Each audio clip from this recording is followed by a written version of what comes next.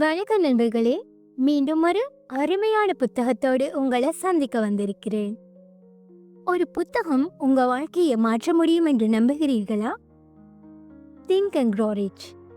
இந்த புரட்சிகரமான புத்தகம் வெற்றிக்கான ரகசியங்களை உங்களுக்கு அளிக்கும் ஒரு மந்திரக்கோள். நெப்போலியன் ஹில்லின் இந்த காலமற்ற படைப்பு உலகெங்கிலும் மில்லியன் கணக்கான மக்களின் மனதையும் வாழ்க்கையையும் மாற்றியுள்ளது. செல்வம், வெற்றி மற்றும் தனிப்பட்ட வளர்ச்சியை அடைவதற்கு உங்கள் மனதை எவ்வாறு பயன்படுத்துவது என்பதை இந்த புத்தகம் உங்களுக்கு கற்றுத்தருகிறது. இதன் ஒவ்வொரு அத்தியாயமும் ஒரு புதையல் போல உங்களை புதிய உயரங்களுக்கு அழைத்துச் செல்லும். இந்த பயணத்தில் நாம் ஒவ்வொரு அத்தியாயத்தையும் ஆழமாக ஆராய்ந்து இந்த புத்தகத்தின் மந்திரத்தை உங்களுக்கு வெளிப்படுத்த போகிறோம். தயாராக இருங்கள். உங்கள் வெற்றிக்கான முதல் படியை இப்போது எடுக்கப் போகிறீர்கள். ஹாய் ஃப்ரெண்ட்ஸ், இப்போ உங்களுக்கு நம்ம சேனலோட பேட்ரன் கம்யூனிட்டிக்கு ஜாயின் பண்ண முடியும். உங்கள் சப்போர்ட் தான் என்னோட ஸ்ட்ரென்த். இந்த கம்யூனிட்டி மூலம் உங்களுக்கு என்னோட எல்லா வீடியோஸுக்கான ஆடியோஸ் மட்டும் கேட்க முடியும். அதோட மந்த்லி ஒன்ஸ் என் கூட 1-to-1 செஷன் புக் பண்ணலாம். என் சேமஸ் Q&A செஷனுக்கு நீங்கள் எல்லோரும் ஜாயின் பண்ணலாம். அதில் நீங்கள் புத்தகம் சம்பந்தமான உங்களோட கேள்விகளை தாராளமாக கேட்கலாம். அதோட உங்களுக்கு வேணுமான புத்தகத்தை ரிக்வஸ்ட் பண்ணலாம். அது அடுத்தடுத்த வீடியோஸில் கொடுக்கப்படும். அண்ட் இன்னும் நிறைய பெனிஃபிட்ஸ் காத்திருக்கு. ஸோ ஃப்ரெண்ட்ஸ், இப்போவே லிங்கை கிளிக் பண்ணி ஜாயின் பண்ணலாம். நெப்போலியன் ஹில் ஒரு அமெரிக்க எழுத்தாளர், தனிப்பட்ட வளர்ச்சி இலக்கியத்தின் முன்னோடி மற்றும் வெற்றியின் தத்துவத்தை உலகிற்கு அறிமுகப்படுத்திய ஒரு தொலைநோக்கு சிந்தனையாளர் ஆவார். அவரது புகழ்பெற்ற புத்தகமான திங்க் அண்ட் க்ரோ ரிச் மூலம் உலகெங்கிலும் மில்லியன் கணக்கான மக்களின் வாழ்க்கையை மாற்றியவர். இந்த புத்தகம் மட்டுமல்லாமல் அவரது வாழ்க்கையும் ஒரு உத்வேகமாக உள்ளது. ஏனெனில் அவர் ஏழ்மையிலிருந்து உயர்ந்து தனது மன உறுதியால் உலகளவில் அங்கீகரிக்கப்பட்ட ஒரு ஆளுமையாக மாறினார். 1883 அக்டோபர் 26 அமெரிக்காவில் வெர்ஜீனியாவில் உள்ள சிறிய கிராமத்தில் ஒரு மரத்தாலான குடிசையில் நெப்போலியன் ஹில் பிறந்தார். அவரது குடும்பம் மிகவும் ஏழ்மையான பின்னணியை சேர்ந்தது. மேலும் அவரது தந்தை ஜேம்ஸ் மென்ரோ ஹில் ஒரு விவசாயியாகவும் பின்னர் செய்தித்தாள் ஆசிரியராகவும் பணியாற்றினார். ஹில்லின் தாயார் சாரா சில்ஸ் ஹில் அவருக்கு 10 வயதாக இருக்கும் போதே இருந்தார். இது அவரது ஆரம்ப வாழ்க்கையில் பெரும் இழப்பாக அமைந்தது. இந்த இளம் வயதிலேயே ஹில் கடினமான சூழ்நிலைகளை எதிர்கொள்ள வேண்டியிருந்தது. ஆனால் அவரது மாற்றான் தாய் மேர்த்தா அவருக்கு கல்வியின் முக்கியத்துவத்தை உணர்த்தினார். இது அவரது வாழ்க்கையில் ஒரு திருப்பு முனையாக அமைந்தது. இளம் வயதில் ஹில் ஒரு கலகக்கார இயல்பு கொண்டவராக இருந்தார். 13 வயதில் அவர் தனது தந்தையின் பழைய துப்பாக்கியை எடுத்து குறும்பு செயல்களில் ஈடுபட்டார். ஆனால் அவரது உள்ளார்வமும் அறிவை தேடும் தாகமும் அவரை பத்திரிகை துறையை நோக்கி இழுத்தது. 15 வயதில் அவர் உள்ளூர் செய்தித்தாள்களுக்கு செய்தியாளராக பணியாற்றத் தொடங்கினார். இது அவருக்கு எழுத்து மற்றும் மக்களுடன் தொடர்பு கொள்ளும் திறனை வளர்க்க உதவியது. நெப்போலியன் ஹில்லின் வாழ்க்கையில் மிக முக்கியமான தருணம் 1908 நிகழ்ந்தது. அப்போது அவர் உலகின் மிகப்பெரிய தொழிலதிபர்களின் ஒருவரான ஆண்ட்ரூ கார்னகியை நேர்காணல் செய்யும் வாய்ப்பை பெற்றார். கார்னகி ஒரு எஃகு தொழிலதிபராகவும் பரோபகாரராகவும் இருந்தவர். வெற்றியின் ரகசியங்களை ஆராய்ந்து அவற்றை மக்களுக்கு எளிய முறையில் வழங்க வேண்டும் என்று ஹில்லுக்கு ஒரு சவாலை முன்வைத்தார். இந்த பணிக்கு எந்த ஒரு நிதி உதவியும் இல்லாமல் ஹில் இந்த பயணத்தை மேற்கொண்டார். அவர் 20 ஆண்டுகளுக்கு மேலாக Henry Ford, Thomas Alva Edison, Alexander Graham Bell, John D Rockefeller மற்றும் வில்லியம் பிரிக்லி உள்ளிட்ட 500க்கும் மேற்பட்ட வெற்றிகரமான நபர்களை நேர்காணல் செய்தார். இந்த ஆராய்ச்சியின் விளைவாகவே திங்க் அண்ட் க்ரோ ரிச் என்ற புத்தகம் உருவானது. நெப்போலியன் ஹில் ஒரு எழுத்தாளராக மட்டுமல்லாமல் ஒரு ஆலோசகராகவும் பயிற்சியாளராகவும் மற்றும் உந்துதல் பேச்சாளராகவும், அதாவது மோட்டிவேஷனல் ஸ்பீக்கராகவும் பணியாற்றினார். 1928 அவர் த லா ஆஃப் சக்சஸ் என்ற புத்தகத்தை வெளியிட்டார்.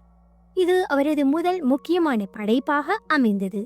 இந்த புத்தகம் 15 தொகுதிகளாக வெளியிடப்பட்டு பின்னர் ஒரு ஒற்றை புத்தகமாக ஒருங்கிணைக்கப்பட்டது. இது வெற்றியின் 17 கொள்கைகளை விவரிக்கிறது. இவை பின்னர் திங்க் அண்ட் க்ரோ ரிச் புத்தகத்தில் மேலும் செம்மைப்படுத்தப்பட்டன. 1933 முதல் 1936 வரை ஹில் அமெரிக்க ஜனாதிபதி பிராங்க்லின் டி ரூஸ்வெல்ட்டின் ஆலோசகராக பணியாற்றினார். மேலும் பெரும் பொருளாதார மந்த நிலையின் போது மக்களுக்கு உத்வேகம் அளிக்கும் பேச்சுக்களை நிகழ்த்தினார். அவரது பேச்சுக்கள் மற்றும் எழுத்துக்கள் மனதின் ஆற்றல், இலக்கு அமைப்பு மற்றும் உறுதியான முயற்சியின் முக்கியத்துவத்தை வலியுறுத்தின. ஹில் தனது வாழ்க்கையில் பல தோல்விகளையும் எதிர்கொண்டார். ஆனால் அவர் ஒருபோதும் தனது இலக்குகளை விட்டுக் கொடுக்கவில்லை.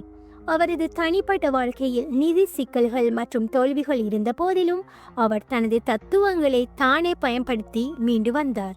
1937 வெளியான திங்க் அண்ட் க்ரோ ரிச் உலகளவில் ஒரு புரட்சியை ஏற்படுத்தியது. இந்த புத்தகம் 100 மில்லியனுக்கும் மேற்பட்ட பிரதிகள் விற்பனையாகி தனிப்பட்ட வளர்ச்சி மற்றும் சுய உதவி இலக்கியத்தில் ஒரு மைல்கல்லாக மாறியது. இது 13 முக்கிய கொள்கைகளை மையமாக கொண்டு செல்வம், வெற்றி மற்றும் மகிழ்ச்சியை அடைவதற்கு மனதை எவ்வாறு பயன்படுத்துவது என்பதை விளக்குகிறது.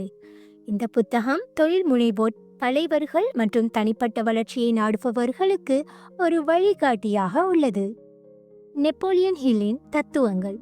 ஹில்லின் தத்துவங்கள் மனதில் ஆற்றல் மற்றும் நேர்மறையான சிந்தனையை அடிப்படையாக கொண்டவை. அவர் வெற்றி என்பது ஒரு கற்றறிந்த திறமை என்று நம்பினார். அவரது முக்கிய கருத்துக்கள் பின்வருமாறு: தெளிவான இலக்கு. ஒரு குறிப்பிட்ட இலக்கை அமைப்பது வெற்றிக்கு முதல் படியாகும். நம்பிக்கை. உங்களின் இலக்கை அடைய முடியும் என்று மனப்பூர்வமாக நம்புவது அவசியம். ஆட்டோ சஜஸ்டன். உங்கள் மனதை நேர்மறையாக புரோகிராம் செய்ய உதவும் உள்பேச்சு. விடாமுயற்சி. தோல்விகளை கடந்து தொடர்ந்து முயற்சி செய்வது. Master mind. ஒத்த எண்ணம் கொண்டவர்களுடன் இணைந்து பணியாற்றுவது. நெப்போலியன் ஹில் தனது வாழ்நாளில் 20க்கும் மேற்பட்ட புத்தகங்களை எழுதினார். இதில் the master key to riches, success through a positive mental attitude மற்றும் grow rich with peace of mind ஆகியவை குறிப்பிடத்தக்கவை. அவரது பணி நவீன சுய உதவி இயக்கத்திற்கு அடித்தளமாக அமைந்தது. 1970 நவம்பர் 8 87 வயதில் ஹில் காலமானார். ஆனால் அவரது பரம்பரை இன்றும் தொடர்கிறது. நெப்போலியன் ஹில் அறக்கட்டளை, நெப்போலியன் ஹில் ஃபவுண்டேஷன் அவரது பணிகளை பரப்புவதற்காக இன்றும் செயல்படுகிறது. ஹில் தனது வாழ்க்கையில் பல திருமணங்களை மேற்கொண்டார். மேலும் அவரது 3வது மனைவி Rosa Lee Beeland think and grow rich புத்தகத்தின் வெளியீட்டில் முக்கிய பங்கு வகித்தவர். அவர் தனது தோல்விகளை பற்றி வெளிப்படையாக பேசினார். இது அவரது பயிற்சிகளுக்கு நம்பகத்தன்மையை அளித்தது. ஹில் ஒரு பயணியாகவும் இருந்தார். உலகெங்கிலும் சென்று தனது தத்துவங்களை பகிர்ந்தார். குறிப்பாக ஆசியாவில், இந்தியாவிலும் பயணம் செய்தார். நெப்போலியன் ஹில்லின் கருத்துக்கள் இன்றைய உலகில் இன்னும் பொருத்தமாக உள்ளன. அவரது புத்தகங்கள் தொழில் முனைவோர், வணிக தலைவர்கள் மற்றும் கனவு காண்பவர்களுக்கு உத்வேகமாக உள்ளன. அவரது திங்க் அண்ட் க்ரோ ரிச் புத்தகம் டோனி ராபின்ஸ், ரோபர்ட் கியோசாகி மற்றும் ஓப்ரா வின்ஃப்ரே போன்ற பல நவீன குருக்களால் பரிந்துரைக்கப்பட்டுள்ளது. இந்த புத்தகம் வெற்றி என்பது பணத்தை மட்டுமல்ல, மன அமைதி, மகிழ்ச்சி மற்றும் தனிப்பட்ட நிறைவையும் உள்ளடக்கியது என்று கற்பிக்கிறது. நெப்போலியன் ஹில் ஒரு சாதாரண மனிதராக இருந்தாலும் அவரது ஆர்வம், உறுதி மற்றும் மனித மனதின் ஆற்றலை பற்றிய ஆழமான புரிதல் அவரை ஒரு புரட்சிகரமான ஆளுமையாக மாற்றியது. அவரது வாழ்க்கை கதை திங்க் அண்ட் க்ரோ ரிச் புத்தகத்தின் ஒவ்வொரு பக்கத்திலும் பிரதிபலிக்கிறது. மேலும் இது வாசகர்களுக்கு தங்கள் கனவுகளை பின்தொடர உத்வேகம் அளிக்கிறது. முன்னுரை. இந்த புத்தகத்தின் அறிமுக அத்தியாயம் வெற்றியின் தத்துவத்திற்கு ஒரு அடித்தளமாக அமைகிறது. இந்த அத்தியாயம் புத்தகத்தின் மைய கருத்துக்களையும் ஹில்லின் 20 ஆண்டு கால ஆராய்ச்சியின் பின்னணியையும் அறிமுகப்படுத்துகிறது. இது வாசகர்களுக்கு ஒரு உற்சாகமான அழைப்பு மட்டுமல்ல, மாறாக வெற்றி என்பது ஒரு கற்றறிந்த திறமையாகும் என்று நம்ப வைக்கும் ஒரு உந்துதலாகும். இந்த அத்தியாயம் வெற்றிகரமான மனிதர்களின் ரகசியங்களை வெளிப்படுத்துவதற்கு முன்பு மனதை தயார்படுத்தவும் வாசகர்களை உற்சாகப்படுத்தவும் ஒரு மேடையாக அமைகிறது. அறிமுகத்தில் ஹில் தனது வாழ்க்கையை மாற்றிய ஒரு முக்கியமான தருணத்தை விவரிக்கிறார். 1908 உலகின் மிகப்பெரிய ஸ்டீல் தொழிலதிபரான ஆண்ட்ரூ கார்னகியுடனான சந்திப்பு. கார்னகி ஒரு தொலைநோக்கு பரோபகாரராக இருந்தவர். வெற்றியின் ரகசியங்களை ஒரு எளிய, புரிந்து கொள்ளக்கூடிய தத்துவமாக மாற்ற வேண்டும் என்று ஹில்லுக்கு ஒரு சவாலை முன்வைத்தார். இந்த சவால் எந்த ஒரு நிதி உதவியும் இல்லாமல் உலகின் மிக வெற்றிகரமான மனிதர்களை நேர்காணல் செய்து அவர்களின் வெற்றிக்கு பின்னால் உள்ள பொதுவான காரணிகளை அடையாள காண்பதாகும்.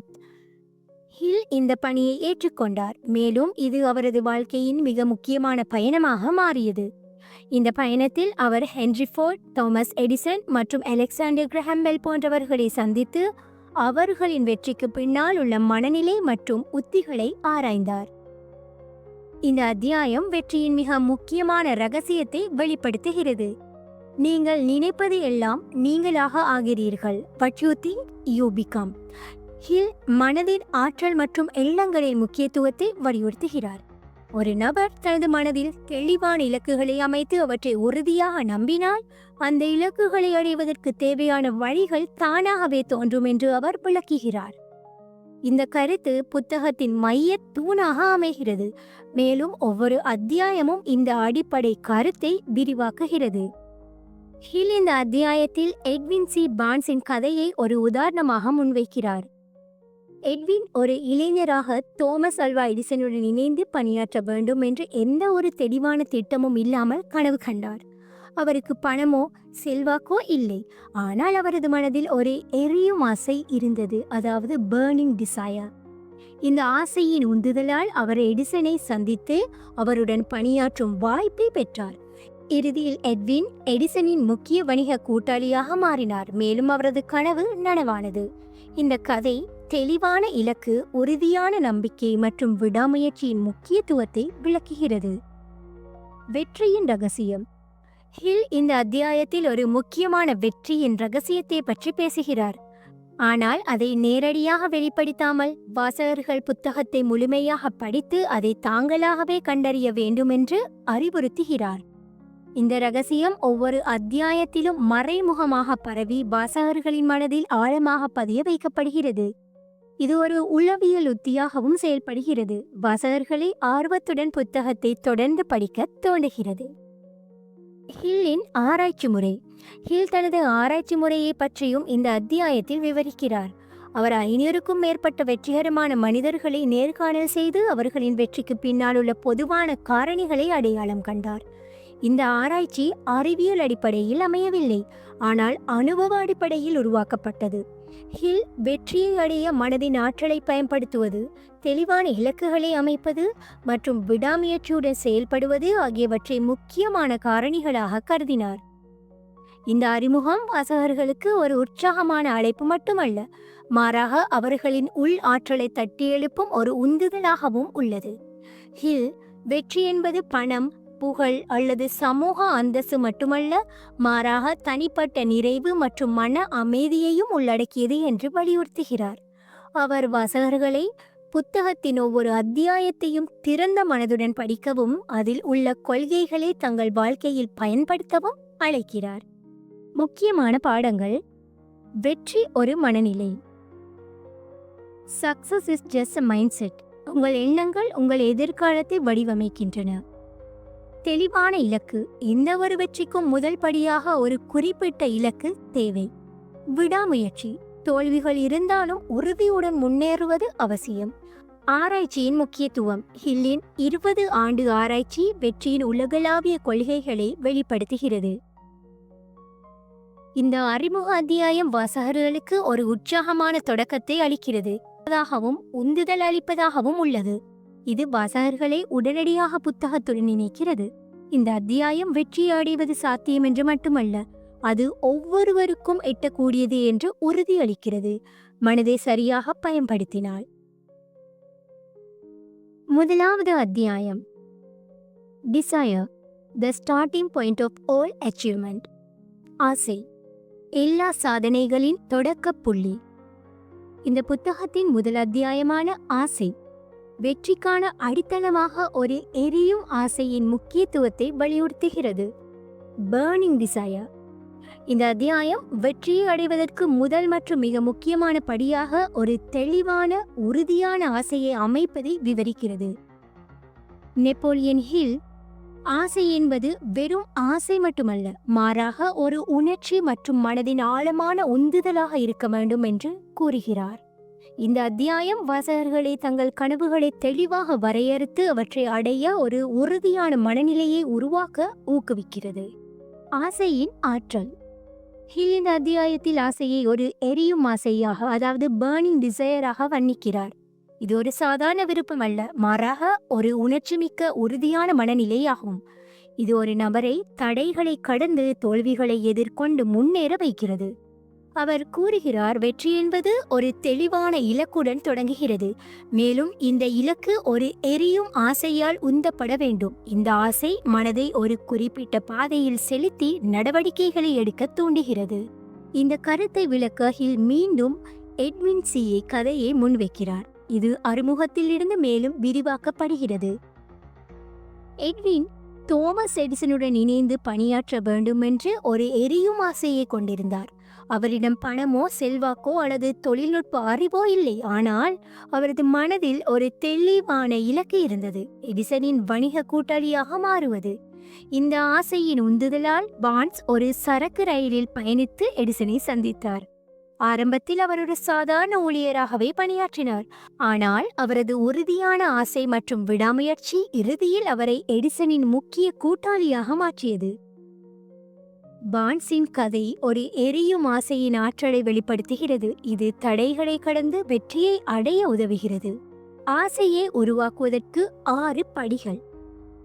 ஹில் இங்கு ஒரு எரியும் ஆசையை உருவாக்குவதற்கு 6 நடைமுறை படிகளை இந்த அத்தியாயத்தில் வழங்குகிறார். இந்த படிகள் வெற்றிக்கு மனதை தயார்படுத்துவதற்கு ஒரு வரைபடமாக அமைகின்றன. முதலாவது, தெளிவான இலக்கு. நீங்கள் அடைய விரும்பும் குறிப்பிட்ட இலக்கை மனதில் தெளிவாக வரையறுக்கவும். எடுத்துக்காட்டாக, ஒரு குறிப்பிட்ட தொகை பணத்தை. 2, நேர கட்டுப்பாடு. இந்த இலக்கை அடைய ஒரு குறிப்பிட்ட கால அவகாசத்தை அமைக்கவும். 3, நடவடிக்கை திட்டம். இலக்கை அடைய நீங்கள் என்ன செய்ய போகிறீர்கள் என்பதை எழுதவும். 4, எழுத்து வடிவில் பதிவு. உங்கள் இலக்கு, நேர கட்டுப்பாடு மற்றும் நடவடிக்கைகளை ஒரு தெளிவான அறிக்கையாக எழுதவும். 5, தினசரி வாசிப்பு. இந்த அறிக்கையை ஒவ்வொரு நாளும் காலையும் மாலையும் உறக்க படிக்கவும். அதை உணர்ச்சியுடன் நம்பவும். 6, நம்பிக்கையுடன் செயல்படுதல். இந்த இலக்கை அடையும் வரை தொடர்ந்து முயற்சி செய்யவும், தோல்விகளை கடந்து செல்லவும். இந்த 6 படிகள் ஆசையை ஒரு உறுதியான மனநிலையாக மாற்றுவதற்கு உதவுகின்றன, மேலும் இலக்குகளை அடைய ஒரு கட்டமைப்பை வழங்குகின்றன. தோல்வியை எதிர்கொள்ளுதல். ஹில் ஆசை மட்டும் போதாது, அது விடாமுயற்சியுடன் இணைந்திருக்க வேண்டும் என்று வலியுறுத்துகிறார். இந்த அத்தியாயத்தில் அவர் தோல்விகளை எவ்வாறு கையாள்வது என்பதையும் விளக்குகிறார். உதாரணமாக, அவர் தனது மகனின் கதையை பகிர்கிறார். அவர் பிறவியிலேயே காது கேளாதவராக இருந்தார், ஆனால் ஹில் தனது மகனுக்கு ஒரு எரியும் ஆசையை வளர்க்க உதவினார். இதன் மூலம் அவர் தனது இயலாமையை மீறி வெற்றிகரமான வாழ்க்கையை அமைத்தார்.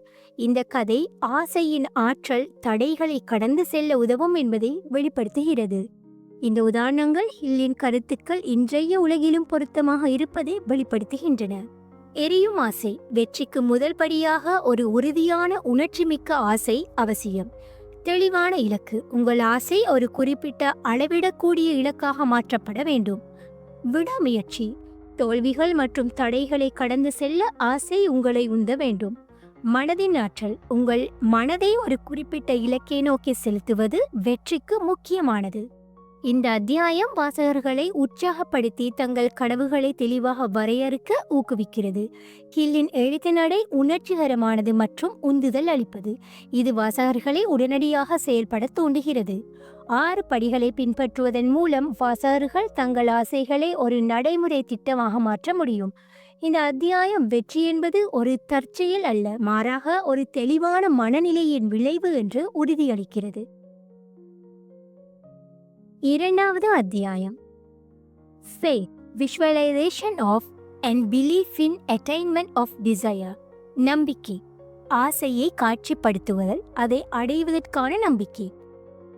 இந்த புத்தகத்தின் 2வது அத்தியாயமான நம்பிக்கை வெற்றிக்கு முதல் படியாக முன்னர் விவரிக்கப்பட்ட ஆசையை ஒரு உறுதியான மனநிலையாக மாற்றுவதற்கு நம்பிக்கையின் முக்கியத்துவத்தை வலியுறுத்துகிறது. இந்த அத்தியாயம் ஆசையை அடைவதற்கு மனதில் ஒரு தெளிவான படத்தை உருவாக்கி அதை அடைவதற்கு முழுமையான நம்பிக்கையை வளர்ப்பதை பற்றி விவரிக்கிறது. ஹில் நம்பிக்கையை ஒரு மனநிலையாக வர்ணிக்கிறார். Mind set. இது மனதின் ஆற்றலை பயன்படுத்தி கனவுகளை யதார்த்தமாக மாற்ற உதவுகிறது. இந்த அத்தியாயம் வாசகர்களை தங்கள் இலக்குகளை காட்சிப்படுத்தவும் அவற்றை அடைவதற்கு உறுதியான நம்பிக்கையை உருவாக்கவும் ஊக்குவிக்கிறது. நம்பிக்கையின் ஆற்றல்.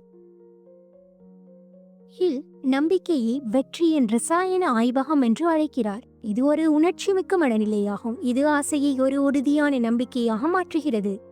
நம்பிக்கை இல்லாமல் ஆசை வெறும் கனவாகவே இருக்கும். ஆனால் நம்பிக்கையுடன் இணைந்தால் ஆசை ஒரு சக்தி வாய்ந்த உந்து சக்தியாக மாறுகிறது. ஹில் நம்பிக்கையை ஒரு மத அல்லது ஆன்மீக கருத்தாக மட்டும் கருதவில்லை, மாறாக ஒரு நடைமுறை உளவியல் கருவியாக விவரிக்கிறார். இது மனதை ஒரு குறிப்பிட்ட இலக்கை நோக்கி செலுத்தி தடைகளை கடந்து செல்ல உதவுகிறது. விஷுவலைசேஷன், காட்சிப்படுத்துதல்.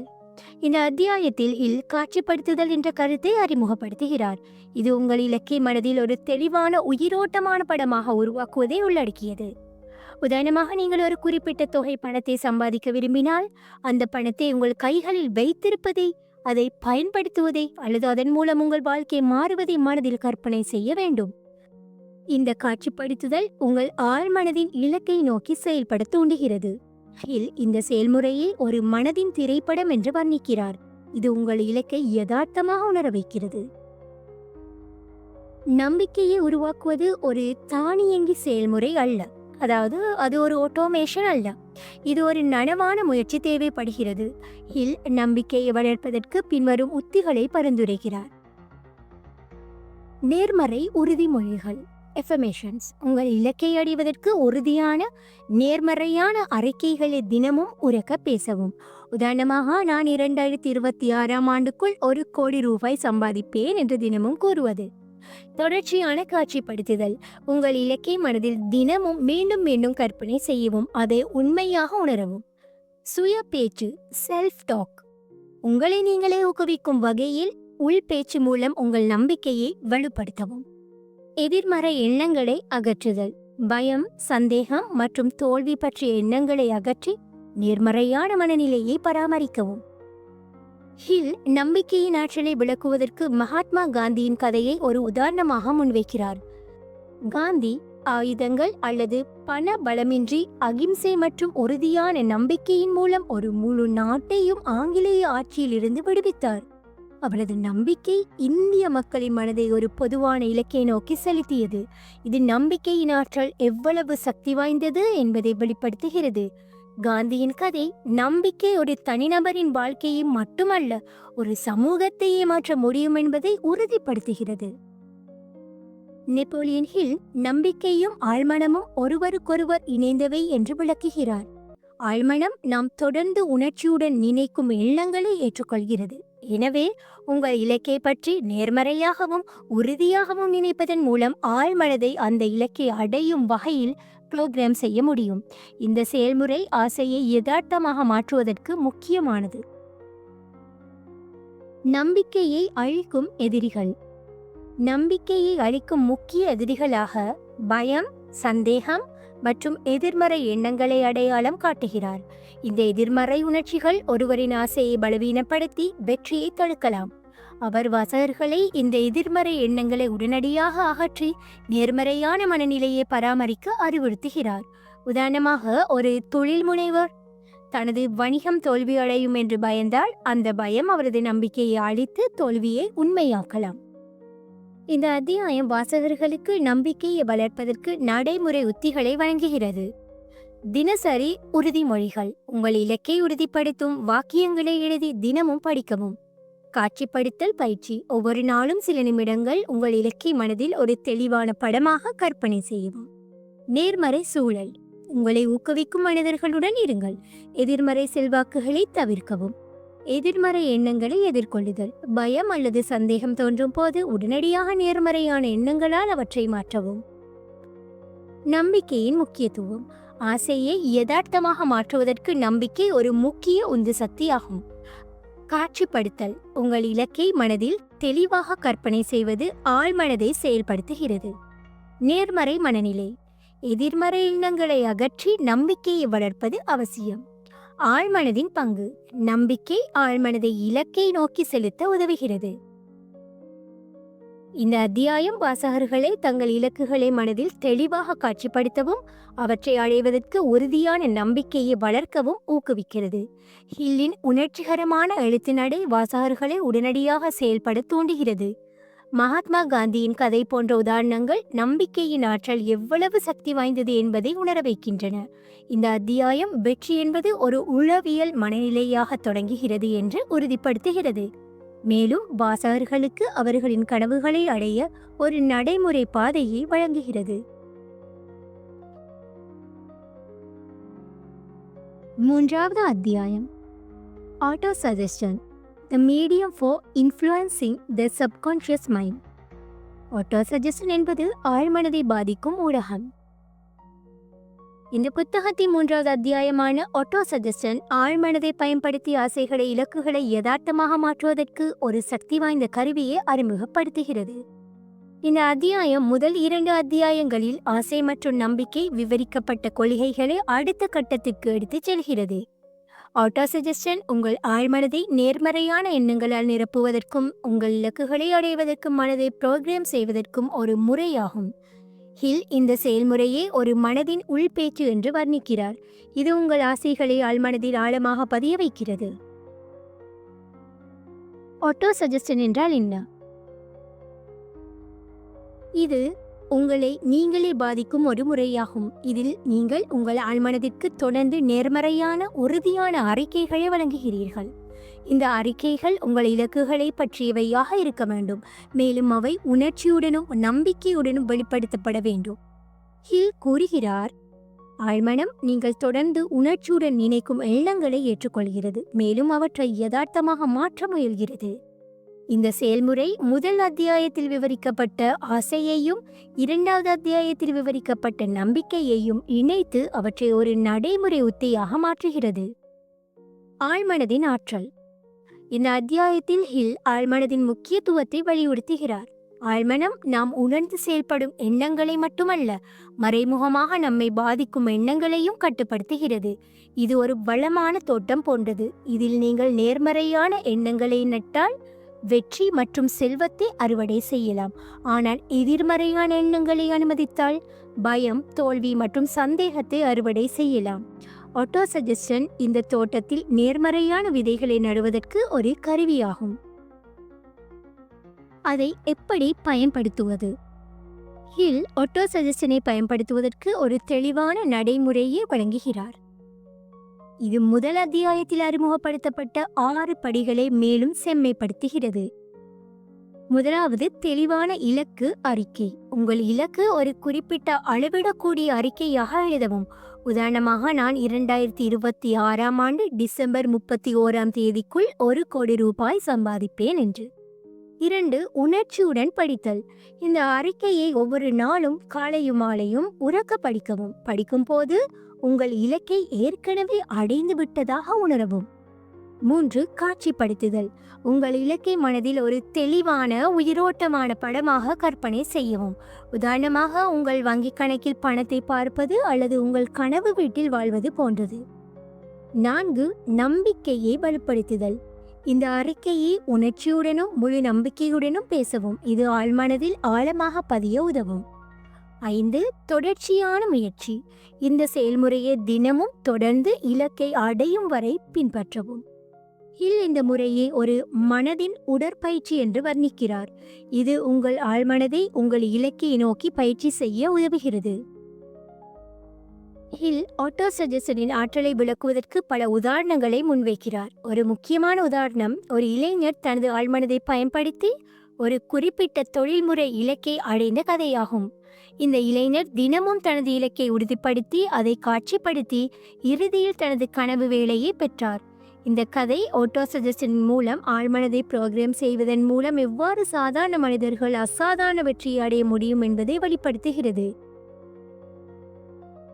மற்றொரு உதாரணமாக அவர் தனது மகனின் கதையை மீண்டும் குறிப்பிடுகிறார். அவர் பிறவியிலேயே காது கேளாதவராக இருந்தார். ஹில் தனது மகனுக்கு ஆட்டோ சஜஸ்டன் முறையை பயன்படுத்தி அவரது இயலாமையை ஒரு தடையாக கருதாமல் தனது இலக்குகளை அடைய உதவினார். இந்த கதை ஆட்டோ சஜஸ்டன் ஆற்றல், உடல் மற்றும் மன ரீதியான தடைகளை கடந்து செல்ல உதவும் என்பதை உறுதிப்படுத்துகிறது. ஆட்டோ சஜஸ்டனும் உணர்ச்சிகளும். வெற்றிக்கு உணர்ச்சிகள் முக்கியமானவை என்று வலியுறுத்துகிறார். உங்கள் அறிக்கைகளை வெறுமனே படிப்பது போதாது, அவை உணர்ச்சியுடனும் நம்பிக்கையுடனும் வெளிப்படுத்தப்பட வேண்டும். உதாரணமாக, நீங்கள் ஒரு புதிய வணிகத்தை தொடங்க விரும்பினால் உங்கள் இலக்கை உறுதிப்படுத்தும் போது அந்த வெற்றியின் மகிழ்ச்சியையும் உற்சாகத்தையும் உணர வேண்டும். இந்த உணர்ச்சிகள் ஆழ்மனதில் ஆழமாக பதிய உதவுகின்றன. எதிர்மறை எண்ணங்களை எதிர்கொள்ளுதல். ஹில் ஆட்டோ சஜஸ்டனை பயன்படுத்தும் போது எதிர்மறை எண்ணங்களை எதிர்கொள்வது பற்றியும் விவரிக்கிறார். ஆழ்மனம் நேர்மறையான மற்றும் எதிர்மறையான எண்ணங்களை ஒரே மாதிரியாக ஏற்றுக்கொள்கிறது. எனவே பயம், சந்தேகம் அல்லது தோல்வி பற்றிய எண்ணங்கள் உங்கள் ஆட்டோ சஜஸ்டன் முயற்சிகளை பலவீனப்படுத்தலாம். இதை தவிர்க்க ஹில் வாசகர்களை எதிர்மறை எண்ணங்களை உடனடியாக நேர்மறை எண்ணங்களாக மாற்றவும் நேர்மறையான சூழலை பராமரிக்கவும் அறிவுறுத்துகிறார். இந்த அத்தியாயம் வாசகர்களுக்கு ஆட்டோ சஜஸ்டனை பயன்படுத்துவதற்கு நடைமுறை வழிகாட்டுதல்களை வழங்குகிறது. தினசரி உறுதிமொழிகள். உங்கள் இலக்கை உறுதிப்படுத்தவும் ஒரு அறிக்கையை எழுதி தினமும் 2 முறை படிக்கவும். உணர்ச்சியுடன் செயல்படுதல். உங்கள் அறிக்கையை உணர்ச்சியுடனும் நம்பிக்கையுடனும் கூற வேண்டும். சூழலை உருவாக்குதல்.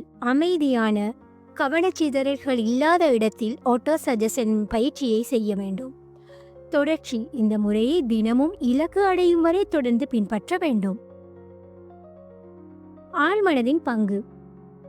ஆட்டோ சஜஸ்டன் ஆழ்மனதை உங்கள் இலக்கை நோக்கி புரோகிராம் செய்ய உதவுகிறது. நேர்மறையான எண்ணங்கள். ஆழ்மனதில் நேர்மறையான எண்ணங்களை பதிய வைப்பது வெற்றிக்கு முக்கியமானது. உணர்ச்சியின் முக்கியத்துவம். உணர்ச்சியுடன் கூடிய உறுதிமொழிகள் ஆழ்மனதில் ஆழமாக பதிகின்றன. எதிர்மறை எண்ணங்களை அகற்றுதல். பயம் மற்றும் சந்தேகத்தை நீக்குவது உங்கள் வாழ்க்கைக்கு வெற்றியை கொண்டு வருகிறது. இந்த அத்தியாயம் வாசகர்களுக்கு ஆழ்மனதின் ஆற்றலை பயன்படுத்துவதற்கு ஒரு நடைமுறை கருவியை வழங்குகிறது.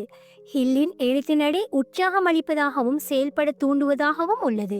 ஆட்டோ சஜஸ்டன் முறையை பயன்படுத்துவதன் மூலம் வாசகர்கள் தங்கள் ஆசைகளை ஒரு உறுதியான மனநிலையாக மாற்ற முடியும். இந்த அத்தியாயம் வெற்றி என்பது ஒரு உளவியல் செயல்முறையாகும் என்று உறுதிப்படுத்துகிறது. மேலும் இந்த முறையை தொடர்ந்து பயன்படுத்துவதன் மூலம் எவரும் தங்கள் கனவுகளை அடைய முடியும் என்று உறுதியளிக்கிறது. 4வது அத்தியாயம். Specialized knowledge, personal experiences or observations. சிறப்பு அறிவு, தனிப்பட்ட அனுபவங்கள் அல்லது கவனிப்புகள். இந்த புத்தகத்தின் 4வது அத்தியாயமான சிறப்பு அறிவு வெற்றியடைவதற்கு அறிவு ஒரு முக்கியமான கருவியாக இருப்பதை வலியுறுத்துகிறது. ஆனால் ஹில் இந்த அத்தியாயத்தில் பொதுவான அறிவு மட்டும் போதாது, மாறாக ஒரு குறிப்பிட்ட இலக்கை அடைவதற்கு தேவையான சிறப்பு அறிவு தேவை என்று கூறுகிறார். இந்த அத்தியாயம் ஆசை, நம்பிக்கை மற்றும் ஆட்டோ சஜஸ்டனை தொடர்ந்து அறிவை எவ்வாறு பயன்படுத்தி உங்கள் இலக்குகளை நோக்கி முன்னேறுவது என்பதை விளக்குகிறது. ஹில் அறிவு என்பது ஒரு சக்தி மட்டுமல்ல, மாறாக அதை ஒழுங்கமைத்து பயன்படுத்தும் போது மட்டுமே அது வெற்றியாக மாறும் என்று வாதிடுகிறார். பொதுவான அறிவு வெர்சஸ் சிறப்பு அறிவு. பொதுவான அறிவு மீன் ஜெனரல் நாலேஜ் மற்றும் சிறப்பு அறிவு ஸ்பெஷலைஸ்ட் நாலேஜ் ஆகியவற்றுக்கு இடையேயான வேறுபாட்டை தெளிவாக விளக்குகிறார். பொதுவான அறிவு பள்ளி அல்லது கல்லூரி கல்வி மூலம் பெறப்படும் பரந்த அறிவாகும், ஆனால் இது வெற்றியை உறுதி செய்யாது. மறுபுறம் சிறப்பு அறிவு என்பது ஒரு குறிப்பிட்ட துறை அல்லது இலக்கை அடைவதற்கு தேவையான ஆழமான பயன்படுத்தக்கூடிய அறிவாகும். உதாரணமாக, ஒரு மருத்துவர் ஒரு குறிப்பிட்ட நோயை குணப்படுத்துவதற்கு தேவையான சிறப்பு அறிவை பெற வேண்டும். அதேபோல் ஒரு தொழில் முனைவர் தனது வணிகத்திற்கு தேவையான சந்தைப்படுத்தல், நிதி அல்லது தொழில்நுட்ப அறிவை பெற வேண்டும். ஹில் வலியுறுத்துவது என்னவென்றால், அறிவு தானாகவே செல்வத்தை உருவாக்காது, அதை ஒழுங்கமைத்து ஒரு குறிப்பிட்ட இலக்கை நோக்கி பயன்படுத்த வேண்டும் என்று அவர் கூறுகிறார். அறிவு ஒரு சாத்தியமான சக்தி மட்டுமே, அது ஒரு திட்டமிடப்பட்ட செயல் மூலம் பயன்படுத்தப்படும் போது மட்டுமே அது சக்தியாக மாறும். சிறப்பு அறிவை பெறுவதற்கு வழிகள். ஹில் இங்கு சிறப்பு அறிவை பெறுவதற்கு பல வழிகளை பரிந்துரைக்கிறார். முதலாவது, தனிப்பட்ட அனுபவம். உங்கள் சொந்த அனுபவங்களிலிருந்து கற்றுக்கொள்ளுதல். உதாரணமாக, ஒரு வணிகத்தில் தோல்வியடைந்தால் அதிலிருந்து பெறப்பட்ட பாடங்கள் சிறப்பு அறிவாக மாறலாம். இரண்டாவது, கவனிப்பு. மற்றவர்களின் வெற்றிகள் மற்றும் தோல்விகளை அவதானித்து கற்றுக்கொள்ளுதல். உதாரணமாக, ஒரு வெற்றிகரமான தொழில் முனைவரின் உத்திகளை ஆராய்ந்து அவற்றை உங்கள் இலக்கிற்கு பயன்படுத்துதல். மூன்றாவது, கல்வி மற்றும் பயிற்சி. முறையான கல்வி, பயிற்சி வகுப்புகள் அல்லது குறிப்பிட்ட துறைகளில் பயிலரங்குகளில் பங்கேற்பது. 4, நிபுணர்களுடன் இணைவது. உங்கள் துறையில் நிபுணர்களை அணுகி அவர்களிடமிருந்து அறிவை பெறுவது. 5வது, தொடர்ச்சியான கற்றல். தொழில்நுட்ப மாற்றங்கள் மற்றும் துறை முன்னேற்றங்களை பற்றி தொடர்ந்து புதுப்பித்துக் கொள்ளுதல். ஹில் சிறப்பு அறிவின் முக்கியத்துவத்தை விளக்குவதற்கு ஹென்றி ஃபோர்டின் கதையை ஒரு உதாரணமாக முன்வைக்கிறார். ஃபோர்ட் முறையான கல்வி இல்லாதவர், ஆனால் அவர் தனது இலக்கை, அதாவது வாகன தொழிலை புரட்சிகரமாக்குதல், அதை அடைவதற்கு தேவையான சிறப்பு அறிவை பெற்றார். அவர் தனது சொந்த அனுபவங்கள், மற்றவர்களின் நிபுணத்துவம் மற்றும் தொடர்ச்சியான கற்றல் மூலம் ஆட்டோமொபைல் தொழிலில் ஒரு முன்னோடியாக மாறினார். ஃபோர்ட் தனக்கு தேவையான அறிவு இல்லாத போது அதை பெறுவதற்கு நிபுணர்களை நியமித்தார். இது சிறப்பு அறிவை ஒழுங்கமைப்பதற்கு ஒரு சிறந்த உதாரணமாகும். அறிவை ஒழுங்கமைத்தல். ஹில் அறிவை ஒழுங்கமைப்பது மற்றும் அதை ஒரு குறிப்பிட்ட இலக்கை நோக்கி பயன்படுத்துவது பற்றி வலியுறுத்துகிறார். உதாரணமாக, ஒரு தொழில் முனைவர் தனது வணிகத்திற்கு தேவையான சந்தைப்படுத்தல், நிதி அல்லது தொழில்நுட்ப அறிவை பெற வேண்டும், மேலும் அதை ஒரு திட்டமிடப்பட்ட வழியில் பயன்படுத்த வேண்டும். அவர் மாஸ்டர் மைண்ட் குழு என்ற கருத்தை இங்கு அறிமுகப்படுத்துகிறார். இது பின்னர் ஒரு தனி அத்தியாயத்தில் விரிவாக விவரிக்கப்படுகிறது. இந்த குழு உங்கள் இலக்கை அடைவதற்கு தேவையான சிறப்பு அறிவை வழங்கக்கூடிய நிபுணர்களை உள்ளடக்கியது. இந்த அத்தியாயம் வாசகர்களுக்கு சிறப்பு அறிவை பெறுவதற்கு நடைமுறை வழிகாட்டுதல்களை வழங்குகிறது. இலக்கை அடையாளம் காணுதல். உங்கள் இலக்கை அடைவதற்கு தேவையான குறிப்பிட்ட அறிவை அடையாளம் காணவும். கற்றல் திட்டம். பயிற்சி வகுப்புகள், ஆன்லைன் படிப்புகள் அல்லது மென்டர்களிடம் கற்றுக்கொள்வதற்கு ஒரு திட்டத்தை உருவாக்கவும். நிபுணர்களுடன் இணைதல். உங்கள் துறையில் நிபுணர்களை அணுகி அவர்களிடமிருந்து கற்றுக்கொள்ளவும். தொடர்ச்சியான கற்றல். உங்கள் துறையில் நடக்கும் மாற்றங்களை பற்றி தொடர்ந்து புதுப்பித்துக் கொள்ளவும். அப்டேட்ல இருக்கும்படி சொல்லுறாங்க. அறிவை செயல்படுத்துதல். பெறப்பட்ட அறிவை ஒரு திட்டமிடப்பட்ட வழியில் உங்கள் இலக்கை நோக்கி பயன்படுத்தவும். சிறப்பு அறிவின் முக்கியத்துவம். பொதுவான அறிவு மட்டும் போதாது, உங்கள் இலக்கை அடைவதற்கு சிறப்பு அறிவு தேவை. அறிவை ஒழுங்கமைத்தல். அறிவு ஒரு திட்டமிடப்பட்ட செயல் மூலம் பயன்படுத்தப்படும் போது மட்டுமே சக்தியாக மாறும். தொடர்ச்சியான கற்றல். வெற்றியை நிலைநிறுத்த தொடர்ந்து புதிய அறிவை பெற வேண்டும். நிபுணர்களின் உதவி. உங்களுக்கு தேவையான அறிவு இல்லை என்றால் அதை வழங்கக்கூடியவர்களுடன் இணைந்து பணியாற்றவும். இந்த அத்தியாயம் வாசகர்களுக்கு அறிவின் முக்கியத்துவத்தை உணர வைக்கிறது, ஆனால் அதை எவ்வாறு பயன்படுத்துவது என்பதை மிக முக்கியமாக வலியுறுத்துகிறது. ஹில்லின் எழுத்து நடை உற்சாகம் அளிப்பதாகவும் செயல்பட தூண்டுவதாகவும் உள்ளது. ஹென்றி ஃபோர்ட் போன்ற உதாரணங்கள் சிறப்பு அறிவை பயன்படுத்தி முறையான கல்வி இல்லாமலும் பெரிய வெற்றிகளை அடைய முடியும் என்பதை உறுதிப்படுத்துகின்றன.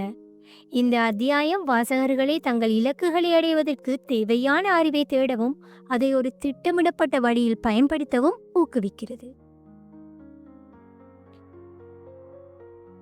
5வது அத்தியாயம், imagination, the workshop of the mind. கற்பனை, மனதின் பட்டறை. இந்த புத்தகத்தின் 5வது அத்தியாயமான கற்பனை மனித மனதின் மிக சக்தி வாய்ந்த கருவியாக கற்பனையை விவரிக்கிறது. இந்த அத்தியாயம் ஆசை, நம்பிக்கை, ஆட்டோ சஜஷன் மற்றும் சிறப்பு அறிவு ஆகியவற்றை இணைத்து கற்பனையை ஒரு மனதின் பட்டறையாக முன்வைக்கிறது. இதில் உங்கள் இலக்குகளை உருவாக்கி அவற்றை யதார்த்தமாக மாற்ற முடியும். ஹில் கற்பனையை பயன்படுத்தி புதிய யோசனைகளை உருவாக்குவதற்கும் சிக்கல்களை தீர்ப்பதற்கும் வெற்றிக்கான புதிய வழிகளை கண்டறிவதற்கும் வாசகர்களை ஊக்குவிக்கிறார். இந்த அத்தியாயம் வெற்றியை அடைவதற்கு கற்பனை ஒரு முக்கியமான படியாகும் என்று வலியுறுத்துகிறது. கற்பனையின் 2 வகைகள். ஹில் கற்பனையை 2 முக்கிய வகைகளாக பிரிக்கிறார். முதலாவது படைப்பு கற்பனை, கிரியேட்டிவ் இமேஜினேஷன். இது புதிய மற்றும் அசல் யோசனைகளை உருவாக்கும் திறனாகும். படைப்பு கற்பனை மனதை புதிய சாத்தியங்களை நோக்கி திறக்கிறது, மேலும் இது பெரும்பாலும் உள்ளுணர்வு அல்லது ஆறாவது அறிவு மூலம் செயல்படுகிறது.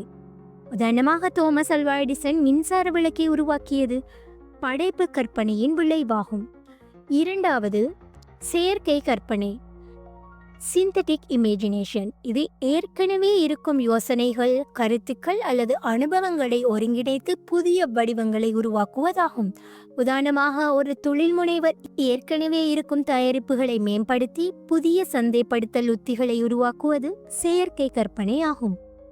ஹில் இந்த இரண்டு வகை கற்பனைகளும் வெற்றிக்கு முக்கியமானவை என்று கூறுகிறார். ஆனால் படைப்பு கற்பனை மிகவும் சக்தி வாய்ந்தது, ஏனெனில் இது புதிய சாத்தியங்களை உருவாக்குகிறது. கற்பனையின் முக்கியத்துவம்.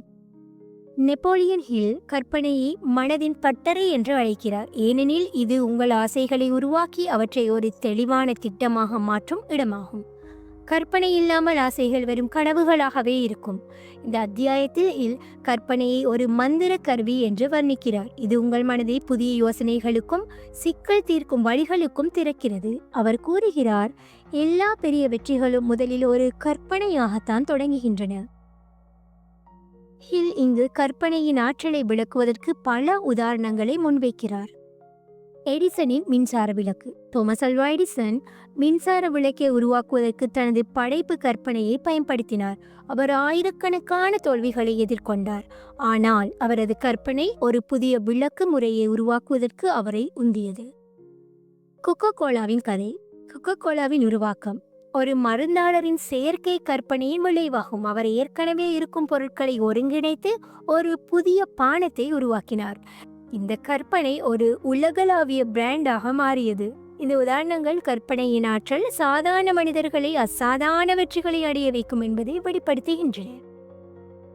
கற்பனையை வளர்ப்பது. கற்பனையை வளர்ப்பதற்கு பின்வரும் உத்திகளை பரிந்துரைக்கிறார். முதலாவது, மனதை தூண்டுதல். புதிய அனுபவங்கள், புத்தகங்கள், பயணங்கள் அல்லது மற்றவர்களின் வெற்றி கதைகளை படிப்பது மூலம் கற்பனையை தூண்டவும். 2, காட்சிப்படுத்துதல். உங்கள் இலக்கை மனதில் ஒரு தெளிவான உயிரோட்டமான படமாக கற்பனை செய்யவும். இது முதல் 2 அத்தியாயங்களில் விவரிக்கப்பட்ட காட்சிப்படுத்துதலை மேலும் வலுப்படுத்துகிறது. 3, சிக்கல் தீர்க்கும் மனநிலை. சிக்கல்களை ஒரு வாய்ப்பாக பார்க்கவும் மற்றும் அவற்றை தீர்ப்பதற்கு புதிய யோசனைகளை உருவாக்கவும். 4, நேர்மறையான சூழல். உங்களை ஊக்குவிக்கும் மனிதர்களுடன் இருங்கள், மேலும் எதிர்மறையான செல்வாக்குகளை தவிர்க்கவும்.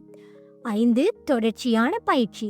கற்பனையை ஒரு தசையாக கருதி அதை தொடர்ந்து பயிற்சி செய்யவும். கற்பனையும் ஆசையும். ஹில் இங்கு கற்பனையை ஆசையுடன் இணைப்பதன் முக்கியத்துவத்தை வலியுறுத்துகிறார்.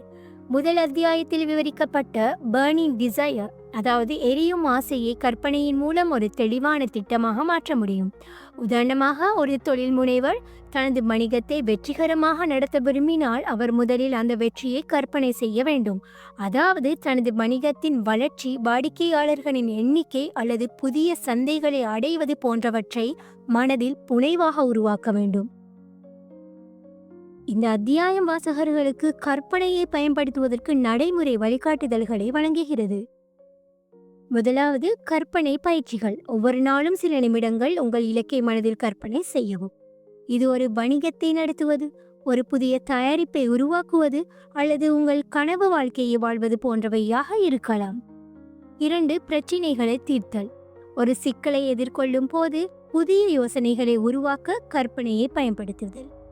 3, மாஸ்டர் மைண்ட் குரூப். உங்கள் கற்பனையை தூண்டுவதற்கு ஒத்த எண்ணம் கொண்டவர்களுடன் இணைந்து பணியாற்றவும். 4, நேர்மறையான மனநிலை. கற்பனையை பயன்படுத்தும் போது நம்பிக்கையுடன் மற்றும் உற்சாகத்துடன் செயல்படவும். முக்கியமான பாடங்கள். கற்பனையின் ஆற்றல். கற்பனை உங்கள் ஆசைகளை யதார்த்தமாக மாற்றும் மனதின் பட்டறை ஆகும். படைப்பு மற்றும் செயற்கை கற்பனை. 2 வகை கற்பனைகளும் வெற்றிக்கு முக்கியமானவை ஆகும். அறிவுடன் இணைத்தல். கற்பனையை சிறப்பு அறிவுடன் இணைப்பது புதிய யோசனைகளை உருவாக்க உதவுகிறது. தொடர்ச்சியான பயிற்சி. கற்பனையை ஒரு திசையாக கருதி அதை தொடர்ந்து பயிற்சி செய்யவும். இந்த அத்தியாயம் வாசகர்களுக்கு கற்பனையின் முக்கியத்துவத்தை உணர வைக்கிறது, மேலும் அவர்களை புதிய யோசனைகளை உருவாக்கவும் சிக்கல்களை புதுமையாக தீர்க்கவும் ஊக்குவிக்கிறது. ஹில்லின் உற்சாகம் அளிக்கும் எழுத்து நடை வாசகர்களை உடனடியாக செயல்பட தூண்டுகிறது. எடிசன் மற்றும் கொக்கோ கோலா போன்ற உதாரணங்கள் கற்பனையின் ஆற்றல் சாதாரண மனிதர்களை அசாதாரண வெற்றிகளை அடைய வைக்கும் என்பதை உறுதிப்படுத்துகின்றன.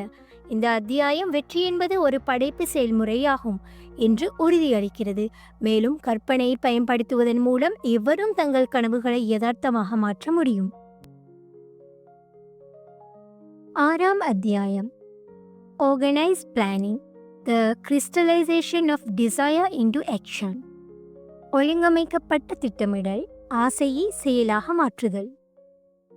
இந்த புத்தகத்தின் 6வது அத்தியாயமான ஒழுங்கமைக்கப்பட்ட திட்டமிடல், ஆசை, நம்பிக்கை, சிறப்பு அறிவு மற்றும் கற்பனை ஆகியவற்றை ஒரு நடைமுறை செயல் திட்டமாக மாற்றுவதற்கு ஒரு முக்கியமான படியை விவரிக்கிறது.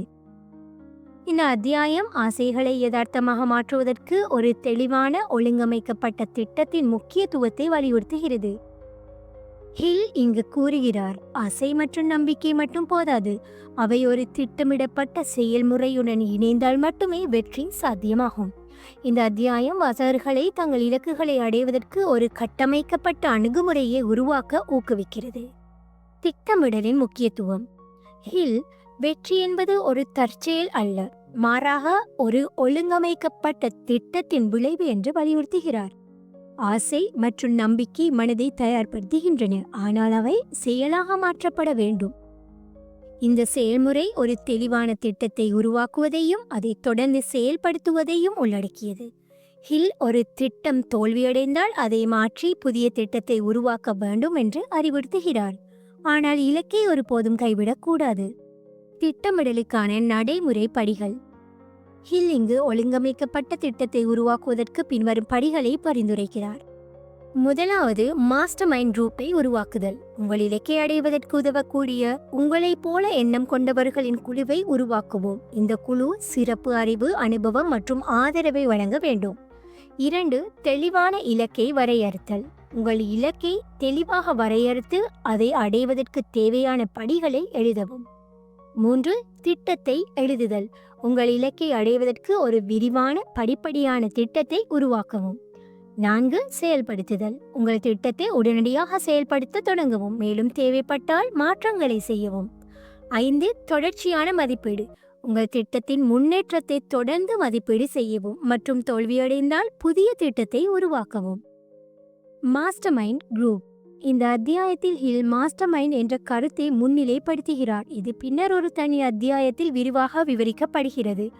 மாஸ்டர் மைண்ட் குழு உங்கள் இலக்கை அடைவதற்கு ஆதரவளிக்கும் அறிவு மற்றும் அனுபவம் கொண்டவர்களின் கூட்டமைப்பாகும். உதாரணமாக, ஒரு தொழில் முனைவர், ஒரு நிதி ஆலோசகர், சந்தைப்படுத்தல் நிபுணர் மற்றும் தொழில்நுட்ப வல்லுநரை உள்ளடக்கிய குழுவை உருவாக்கலாம்.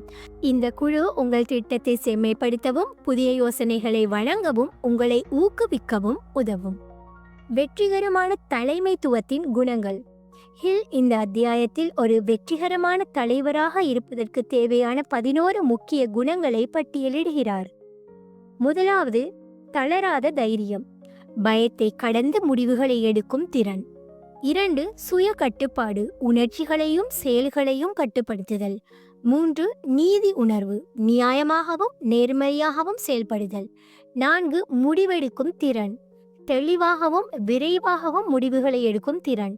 5, தெளிவான திட்டமிடல், ஒரு குறிப்பிட்ட இலக்கை அடைவதற்கு தெளிவான திட்டங்களை உருவாக்குதல். 6, மேலதிக முயற்சி, எதிர்பார்க்கப்படுவதை விட அதிகமாக செய்யும் பழக்கம். 7, நேர்மறையான ஆளுமை, மற்றவர்களை ஈர்க்கும் மற்றும் ஊக்குவிக்கும் ஆளுமை. 8, பச்சாதாபம், மற்றவர்களின் தேவைகளையும் உணர்ச்சிகளையும் புரிந்து கொள்ளுதல். 9, விவரங்களில் கவனம், சிறிய விவரங்களையும் கவனிக்கும் திறன். 10, பொறுப்பை ஏற்றல், தோல்விகளுக்கு பொறுப்பு ஏற்று அவற்றிலிருந்து கற்றுக்கொள்ளுதல். 11, கூட்டு முயற்சி, மற்றவர்களுடன் இணைந்து பணியாற்றும் திறன். இந்த குணங்கள் ஒரு தலைவராக வெற்றி பெறுவதற்கு மட்டுமல்ல, ஒரு திட்டத்தை ஒழுங்கமைப்பதற்கும் அவசியமாகும். தோல்வியின் முக்கியமான காரணங்கள். ஹில் இங்கு தோல்வியடையும் திட்டங்களுக்கு 30 முக்கிய காரணங்களை பட்டியலிடுகிறார். இவை தனிப்பட்ட மற்றும் தொழில்முறை வாழ்க்கையில் பொருந்தும் சில முக்கிய காரணங்களாகும். அவற்றில் சில: தெளிவான இலக்கு இல்லாமை, உறுதியின்மை, சுய கட்டுப்பாடு இல்லாமை, மோசமான தலைமைத்துவம், தவறான கூட்டாளிகளை தேர்ந்தெடுத்தல், தேவையான அறிவு இல்லாமை. இந்த காரணங்கள் வாசகர்களுக்கு தங்கள் தவறுகளை அடையாளம் காணவும் அவற்றை திருத்தவும் உதவுகின்றன. ஹில் ஒழுங்கமைக்கப்பட்ட திட்டமிடலின் முக்கியத்துவத்தை விளக்குவதற்கு ஆண்ட்ரூ கார்னகியின் ஸ்டீல் தொழிலை உதாரணமாக முன்வைக்கிறார். கார்னகி தனது இலக்கை அடைவதற்கு ஒரு தெளிவான திட்டத்தை உருவாக்கினார், மேலும் ஒரு மாஸ்டர்மைண்ட் குழுவை அமைத்தார். அவர் தனக்கு தேவையான சிறப்பு அறிவு இல்லாத போது நிபுணர்களை நியமித்து அவர்களின் அறிவை பயன்படுத்தினார். இந்த ஒழுங்கமைக்கப்பட்ட அணுகுமுறை அவரை உலகின் மிகப்பெரிய தொழிலதிபர்களில் ஒருவராக மாற்றியது. இந்த அத்தியாயம் வாசகர்களுக்கு ஒழுங்கமைக்கப்பட்ட திட்டத்தை உருவாக்குவதற்கு நடைமுறை வழிகாட்டுதல்களை வழங்குகிறது. மாஸ்டர்மைண்ட் குழு: உங்கள் இலக்கை ஆதரிக்கும் நிபுணர்களின் குழுவை உருவாக்கவும். விரிவான திட்டம்: உங்கள் இலக்கை அடைவதற்கு ஒரு படிப்படியான திட்டத்தை எழுதவும். நெகிழ்வுத்தன்மை: தோல்வியடைந்தால் திட்டத்தை மாற்றவும், ஆனால் இலக்கை கைவிடாதீர்கள்.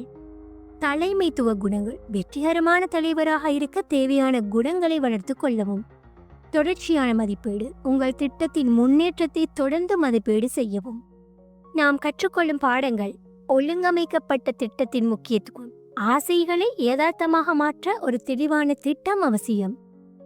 மாஸ்டர்மைண்ட் குரூப்: உங்களை போன்ற எண்ணம் கொண்டவர்களின் ஆதரவு வெற்றிக்கு முக்கியமானதாகும். நெகிழ்வுத்தன்மை: தோல்வியடைந்த திட்டங்களை மாற்றி புதிய உத்திகளை உருவாக்கவும். தலைமைத்துவ குணங்கள்: வெற்றிகரமான திட்டமிடல் மற்றும் செயல்படுத்துதலுக்கு தலைமைத்துவ குணங்கள் அவசியம். இந்த அத்தியாயம் வாசகர்களுக்கு ஆசைகளை செயலாக மாற்றுவதற்கு ஒரு நடைமுறை வரைபடத்தை வழங்குகிறது. ஹில்லின் உற்சாகமளிக்கும் எழுத்துநடை வாசகர்களை உடனடியாக செயல்பட தூண்டுகிறது. ஆண்ட்ரூ கார்னகி போன்ற உதாரணங்கள் ஒழுங்கமைக்கப்பட்ட திட்டமிடல் மூலம் பெரிய வெற்றிகளை அடைய முடியும் என்பதை உறுதிப்படுத்துகின்றன. இந்த அத்தியாயம் வெற்றி என்பது ஒரு கட்டமைக்கப்பட்ட செயல்முறையாகும் என்று உறுதியளிக்கிறது, மேலும் ஒரு தெளிவான திட்டத்துடன் எவரும் தங்கள் கனவுகளை யதார்த்தமாக்க முடியும் என்பதை உறுதிப்படுத்துகிறது. 7வது அத்தியாயம்: decision: the mastery of procrastination. முடிவெடுத்தல், தள்ளிப்போடுதலை கற்றுக்கொள்ளுதல். இந்த புத்தகத்தின் 7வது அத்தியாயமான முடிவெடுத்தல் வெற்றிக்கு ஒரு முக்கியமான ஒரு பண்பாக உறுதியான மற்றும் விரைவான முடிவெடுக்கும் திறனை வலியுறுத்துகிறது. இந்த அத்தியாயம் ஆசை, நம்பிக்கை, கற்பனை மற்றும் ஒழுங்கமைக்கப்பட்ட திட்டமிடல் ஆகியவற்றை ஒரு முக்கியமான படியுடன் இணைக்கிறது. தள்ளிப்போடுதலை வெற்றி கொள்ளுதல். வெற்றிகரமான மனிதர்கள் உறுதியான முடிவுகளை விரைவாக எடுப்பவர்கள் என்றும் தங்கள் முடிவுகளை எளிதில் மாற்றாதவர்கள் என்றும் கூறுகிறார். இந்த அத்தியாயம் வாசகர்களை தங்கள் இலக்குகளை நோக்கி உறுதியாக முடிவெடுத்து உடனடியாக செயல்பட ஊக்குவிக்கிறது. முடிவெடுத்தலின் முக்கியத்துவம். ஹில் முடிவெடுத்தல் என்பது வெற்றியின் மையத்தில் உள்ளது என்று வலியுறுத்துகிறார். தள்ளிப்போடுதல், பயம் மற்றும் சந்தேகம் ஆகியவை வெற்றிக்கு மிகப்பெரிய தடைகளாகும். வெற்றிகரமான மனிதர்கள் தங்கள் இலக்குகளை அடைவதற்கு தெளிவான முடிவுகளை எடுத்து அவற்றை உறுதியாக பின்பற்றுகின்றனர். ஹில் கூறுகிறார், வெற்றிகரமானவர்கள் முடிவுகளை விரைவாக எடுக்கிறார்கள், மேலும் அவற்றை மெதுவாக மாற்றுகிறார்கள். தோல்வியடைபவர்கள் முடிவுகளை மெதுவாக எடுக்கிறார்கள், மேலும் அவற்றை விரைவாக மாற்றுகிறார்கள். தள்ளிப்போடுதலின் ஆபத்து. தள்ளிப்போடுதல், ப்ரோக்ராஸ்டினேஷன் என்பது ஒரு வெற்றியின் எதிரி என்று ஹில் வர்ணிக்கிறார். இது முடிவெடுக்காமல் இருப்பது அல்லது முடிவுகளை செயல்படுத்துவதை தாமதப்படுத்துவது ஆகியவற்றை உள்ளடக்கியது. தள்ளிப்போடுதல் பயம், சந்தேகம் அல்லது தோல்வி பற்றிய அச்சத்தால் உந்தப்படுகிறது. ஹில் இந்த பழக்கத்தை உடைப்பதற்கு உறுதியான முடிவெடுக்கும் திறனை வளர்த்து கொள்ள வேண்டும் என்று அறிவுறுத்துகிறார். முடிவெடுத்தலின் நடைமுறை படிகள். ஹில் இங்கு உறுதியான முடிவெடுக்கும் திறனை வளர்ப்பதற்கு பின்வரும் உத்திகளை பரிந்துரைக்கிறார். முதலாவது, தெளிவான இலக்கு. உங்கள் இலக்கை தெளிவாக வரையறுத்து அதை அடைவதற்கு ஒரு முடிவை எடுக்கவும். 2, தகவல் சேகரிப்பு. முடிவெடுப்பதற்கு முன் தேவையான தகவல்களை சேகரிக்கவும், ஆனால் அதிகப்படியான பகுப்பாய்வு அனலைசிஸ் பெரலைசிஸ் செய்யாமல் இருக்கவும். 3, விரைவான முடிவுகளை தாமதமின்றி எடுக்கவும், மேலும் அவற்றை உறுதியாக பின்பற்றவும். 4. மாஸ்டர் மைண்ட் குழு. உங்கள் முடிவுகளை மதிப்பீடு செய்ய ஒரு நம்பகமான மாஸ்டர் மைண்ட் குழுவை அணுகவும். 5. பயத்தை எதிர்கொள்ளுதல். முடிவெடுக்கும் போது பயம் மற்றும் சந்தேகத்தை அகற்றி நம்பிக்கையுடன் செயல்படவும். ஹில் உறுதியான முடிவெடுத்தலின் ஆற்றலை விளக்குவதற்கு வரலாற்று நிகழ்வுகளையும் வெற்றிகரமான மனிதர்களின் கதைகளையும் முன்வைக்கிறார். ஒரு முக்கிய உதாரணம், அமெரிக்க சுதந்திர போராட்டத்தின் போது 56 பேர் அமெரிக்க சுதந்திர பிரகடனத்தில் கையெழுத்திட்ட கதையாகும். இந்த மனிதர்கள் ஆங்கிலேய ஆட்சிக்கு எதிராக ஒரு உறுதியான முடிவை எடுத்தனர். இது அவர்களின் உயிருக்கு ஆபத்தை விளைவிக்கக்கூடியது. ஆனால் அவர்களின் உறுதியான முடிவு அமெரிக்காவின் சுதந்திரத்துக்கு வழிவகுத்தது. இந்த கதை உறுதியான முடிவெடுத்தல் எவ்வளவு சக்தி வாய்ந்தது என்பதை வெளிப்படுத்துகிறது. மற்றொரு உதாரணமாக ஹில் ஆண்ட்ரூ கார்னெகியின் முடிவெடுக்கும் திறனை முன்வைக்கிறார். கார்னெகி ஸ்டீல் தொழிலில் முன்னணியாக இருக்க ஒரு உறுதியான முடிவை எடுத்தார், மேலும் அந்த முடிவை மாற்றாமல் தொடர்ந்து பின்பற்றினார். இந்த உறுதி அவரை உலகில் மிகப்பெரிய தொழிலதிபர்களில் ஒருவராக மாற்றியது. தள்ளி போடுதலை வெற்றி கொள்ளுதல். ஹில் தள்ளி போடுதலை வெற்றி கொள்ள பின்வரும் உத்திகளை பரிந்துரைக்கிறார். உடனடி செயல். முடிவெடுத்தவுடன் உடனடியாக செயல்பட தொடங்கவும். நேர மேலாண்மை, டைம் மேனேஜ்மெண்ட். உங்கள் நேரத்தை ஒழுங்கமைத்து முக்கியமான பணிகளுக்கு முன்னுரிமை அளிக்கவும். பயத்தை எதிர்கொள்ளுதல். தோல்வி பற்றிய பயத்தை அகற்றி முடிவுகளை நம்பிக்கையுடன் எடுக்கவும். சிறிய முடிவுகளிலிருந்து தொடங்குதல். சிறிய முடிவுகளை விரைவாக எடுப்பதன் மூலம் முடிவெடுக்கும் திறனை வளர்த்து கொள்ளவும். இந்த அத்தியாயம் வாசகர்களுக்கு உறுதியான முடிவெடுக்கும் திறனை வளர்ப்பதற்கு நடைமுறை வழிகாட்டுதல்களை வழங்குகிறது. தெளிவான இலக்கு. உங்கள் இலக்கை மனதில் வைத்து அதை அடைவதற்கு தேவையான முடிவுகளை எடுக்கவும். தகவல்களை சேகரித்தல். முடிவெடுப்பதற்கு முன் தேவையான தகவல்களை சேகரிக்கவும், ஆனால் அதிகப்படியான தயக்கத்தை தவிர்க்கவும். உடனடி செயல். முடிவெடுத்தவுடன் உடனடியாக செயலில் இறங்கவும். மாஸ்டர் மைண்ட் ஆலோசனை. உங்கள் முடிவுகளை மதிப்பீடு செய்ய ஒரு நம்பகமான குழுவின் ஆலோசனையை பெறவும். நம்பிக்கையை வளர்த்தல். உங்கள் முடிவுகளில் நம்பிக்கை வைத்து பயத்தை அகற்றவும். வாசகர்களுக்கு இந்த அத்தியாயம் தங்கள் இலக்குகளை நோக்கி உறுதியாக முடிவெடுத்து உடனடியாக செயல்பட ஊக்கமளிக்கிறது. ஹில்லின் உற்சாகமளிக்கும் எழுத்துநடை தள்ளி போடுதலை வெற்றி கொள்ளவும் உறுதியான முடிவுகளை எடுக்கவும் வாசகர்களை தூண்டுகிறது. அமெரிக்க சுதந்திர பிரகடனம் மற்றும் ஆண்ட்ரூ கார்னெகி போன்ற உதாரணங்கள் உறுதியான முடிவெடுத்தல் இவ்வளவு சக்தி வாய்ந்தது என்பதை உறுதிப்படுத்துகின்றன. இந்த அத்தியாயம் வெற்றி என்பது உறுதியான முடிவுகளின் விளைவு என்று உறுதியளிக்கிறது, மேலும் வாசகர்களுக்கு தங்கள் கனவுகளை அடைவதற்கு ஒரு நடைமுறை பாதையை வழங்குகிறது. 8வது அத்தியாயம், Persistence, the sustained effort necessary to induce faith. விடாமுயற்சி, நம்பிக்கையை உருவாக்க தேவையான தொடர்ச்சியான முயற்சி. இந்த புத்தகத்தின் 8வது அத்தியாயமான விடாமுயற்சி வெற்றியை அடைவதற்கு தொடர்ச்சியான மற்றும் உறுதியான முயற்சியின் முக்கியத்துவத்தை வலியுறுத்துகிறது. இந்த அத்தியாயம் ஆசை, நம்பிக்கை, ஆட்டோசஜஷன், சிறப்பறிவு, கற்பனை, ஒழுங்கமைக்கப்பட்ட திட்டமிடல் மற்றும் முடிவெடுத்தல் ஆகியவற்றை ஒரு முக்கியமான பண்புடன் இணைக்கிறது. விடாமுயற்சி. ஹில் விடாமுயற்சியை நம்பிக்கையை உருவாக்கும் சக்தி என்று வர்ணிக்கிறார். இது தோல்விகள், தடைகள் மற்றும் சவால்களை கடந்து செல்ல உதவுகிறது. இந்த அத்தியாயம் வாசகர்களை தங்கள் இலக்குகளை அடையும் வரை ஒருபோதும் கைவிடாமல் முன்னேற ஊக்குவிக்கிறது. விடாமுயற்சியின் முக்கியத்துவம். நெப்போலியன் ஹில் விடாமுயற்சியை வெற்றியின் முதுகெலும்பாக கருதுகிறார். ஆசை மற்றும் நம்பிக்கை மனதை தயார்படுத்தினாலும் அவை விடாமுயற்சி இல்லாமல் பயனற்றவை. அவர் கூறுகிறார், விடாமுயற்சி இல்லை என்றால் எந்தவொரு திட்டமும் முழுமையடையாது. விடாமுயற்சி தோல்விகளை எதிர்கொள்ளும் தைரியத்தையும் தடைகளை கடந்து செல்லும் உறுதியையும் உள்ளடக்கியது. இது ஒரு மனநிலையாகும். இது உங்கள் இலக்கை அடையும் வரை தொடர்ந்து முயற்சி செய்ய வைக்கிறது. விடாமுயற்சியின் 4 படிகள். முதலாவது, தெளிவான இலக்கு. உங்கள் ஆசையை ஒரு குறிப்பிட்ட அளவிடக்கூடிய இலக்காக வரையறுக்கவும். இது உங்கள் விடாமுயற்சிக்கு ஒரு திசையை வழங்கும். 2. தொடர்ச்சியான திட்டம். உங்கள் இலக்கை அடைவதற்கு ஒரு விரிவான ஒழுங்கமைக்கப்பட்ட திட்டத்தை உருவாக்கவும். 3. நேர்மறையான மனநிலை. பயம், சந்தேகம் மற்றும் எதிர்மறை எண்ணங்களை அகற்றி உங்கள் இலக்கில் நம்பிக்கையை பராமரிக்கவும். 4. மாஸ்டர் மைண்ட் ஆதரவு. உங்களை ஊக்குவிக்கும் மற்றும் ஆதரிக்கும் ஒரு மாஸ்டர் மைண்ட் குழுவை உருவாக்கவும். விடாமுயற்சியை அழிக்கும் பலவீனங்கள். ஹில் இங்கு விடாமுயற்சியை பலவீனப்படுத்தும் சில முக்கிய காரணங்களை பட்டியலிடுகிறார். இவை 6வது அத்தியாயத்தில் குறிப்பிடப்பட்ட தோல்வியின் காரணங்களுடன் இணைக்கப்படுகின்றன. தெளிவான இலக்கு இல்லாமை, உறுதியின்மை, சுய கட்டுப்பாடு இல்லாமை, தோல்வி பற்றிய பயம், தள்ளி போடுதல், எதிர்மறை செல்வாக்குகள். இந்த பலவீனங்களை அடையாளம் காண்பதன் மூலம் வாசகர்கள் தங்கள் விடாமுயற்சியை வலுப்படுத்த முடியும். விடாமுயற்சியின் ஆற்றலை விளக்குவதற்கு பல உதாரணங்களை முன்வைக்கிறார். தோமஸ் அல்வா எடிசனின் விடாமுயற்சி. எடிசன் மின்சார விளக்கை உருவாக்குவதற்கு ஆயிரக்கணக்கான தோல்விகளை எதிர்கொண்டார். ஆனால் அவரது விடாமுயற்சி அவரை உலகின் மிகப்பெரிய கண்டுபிடிப்பாளர்களில் ஒருவராக மாற்றியது. அவர் ஒவ்வொரு தோல்வியையும் ஒரு கற்றல் வாய்ப்பாக பயன்படுத்தினார். ஹென்றி ஃபோர்டின் கதை.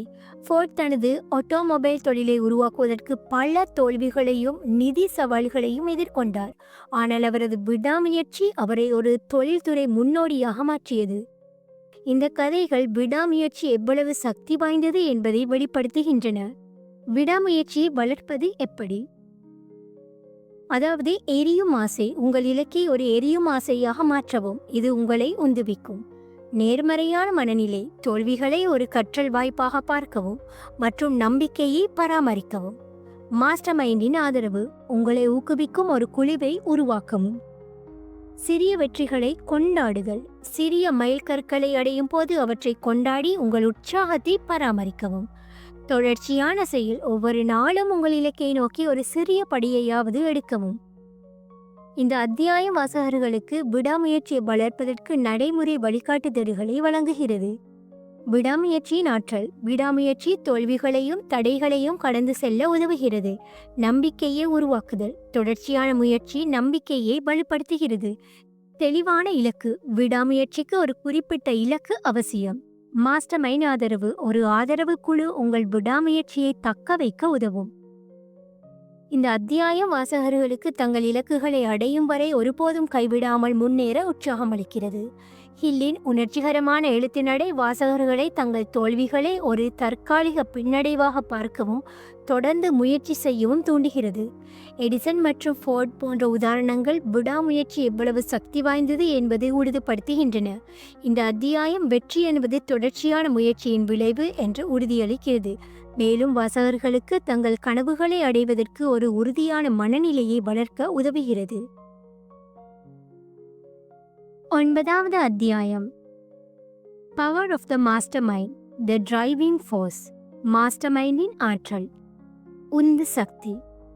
இந்த புத்தகத்தின் 9வது அத்தியாயமான மாஸ்டர் மைண்டின் ஆற்றல் வெற்றியை அடைவதற்கு ஒரே எண்ணம் கொண்டவர்களின் கூட்டு முயற்சியின் முக்கியத்துவத்தை வலியுறுத்துகிறது. மாஸ்டர் மைண்ட் குழுவை ஒரு குறிப்பிட்ட இலக்கை அடைவதற்காக 2 அல்லது அதற்கு மேற்பட்ட மனிதர்களின் ஒருங்கிணைந்த அறிவு மற்றும் முயற்சியின் கூட்டு என்று வர்ணிக்கிறார். இந்த அத்தியாயம் வாசகர்களை தங்கள் இலக்குகளை அடைவதற்கு ஆதரவளிக்கும் ஒரு குழுவை உருவாக்க ஊக்குவிக்கின்றது. மாஸ்டர் மைண்ட் என்றால் என்ன? மாஸ்டர் மைண்ட் குழுவை ஒரு 3வது மனிதனாக விவரிக்கிறார். இது குழுவில் உள்ள ஒவ்வொரு உறுப்பினரின் அறிவு, அனுபவம் மற்றும் ஆற்றல்களை ஒருங்கிணைப்பதன் மூலம் உருவாகிறது. இந்த கூட்டு ஆற்றல் தனிநபரின் திறன்களை விட மிகவும் சக்தி வாய்ந்தது. மாஸ்டர் மைண்ட் குழு ஒரு பொதுவான இலக்கை நோக்கி ஒருங்கிணைந்து செயல்படும் மனிதர்களை கொண்டிருக்க வேண்டும். மேலும் அவர்கள் ஒருவருக்கொருவர் நம்பிக்கை, மரியாதை மற்றும் ஊக்கத்துடன் இணைந்திருக்க வேண்டும். ஹில் கூறுகிறார், எந்த ஒரு தனிநபராலும் தனியாக அடைய முடியாதவற்றை ஒரு மாஸ்டர் மைண்ட் குரூப் மூலம் அடைய முடியும். மாஸ்டர் மைண்டின் ஆற்றல்கள். ஒரு மாஸ்டர் மைண்ட் குழு உங்கள் இலக்கை அடைவதற்கு பல வழிகளில் உதவுகிறது. முதலாவது சிறப்பு அறிவு. குழுவில் உள்ள உறுப்பினர்கள் உங்களுக்கு இல்லாத அறிவையும் அனுபவத்தையும் வழங்குகிறார்கள். 2 ஊக்கம். குழு உங்களை உற்சாகப்படுத்தி தோல்விகளை எதிர்கொள்ளும் தைரியத்தை அளிக்கிறது. 3 புதிய யோசனைகள். குழுவின் ஒருங்கிணைந்த கற்பனை புதிய மற்றும் புதுமையான யோசனைகளை உருவாக்குகிறது. 4 பொறுப்பு. குழு உங்கள் திட்டங்களை செயல்படுத்துவதற்கு உங்களை பொறுப்பாக்குகிறது. மாஸ்டர் மைண்ட் குழுவை உருவாக்குவது. ஹில் இங்கு ஒரு வெற்றிகரமான மாஸ்டர் மைண்ட் குழுவை உருவாக்குவதற்கு பின்வரும் வழிகாட்டுதல்களை வழங்குகிறார். முதலாவது பொதுவான இலக்கு. குழுவில் உள்ள அனைவரும் ஒரு பொதுவான இலக்கை பகிர்ந்து கொள்ள வேண்டும்.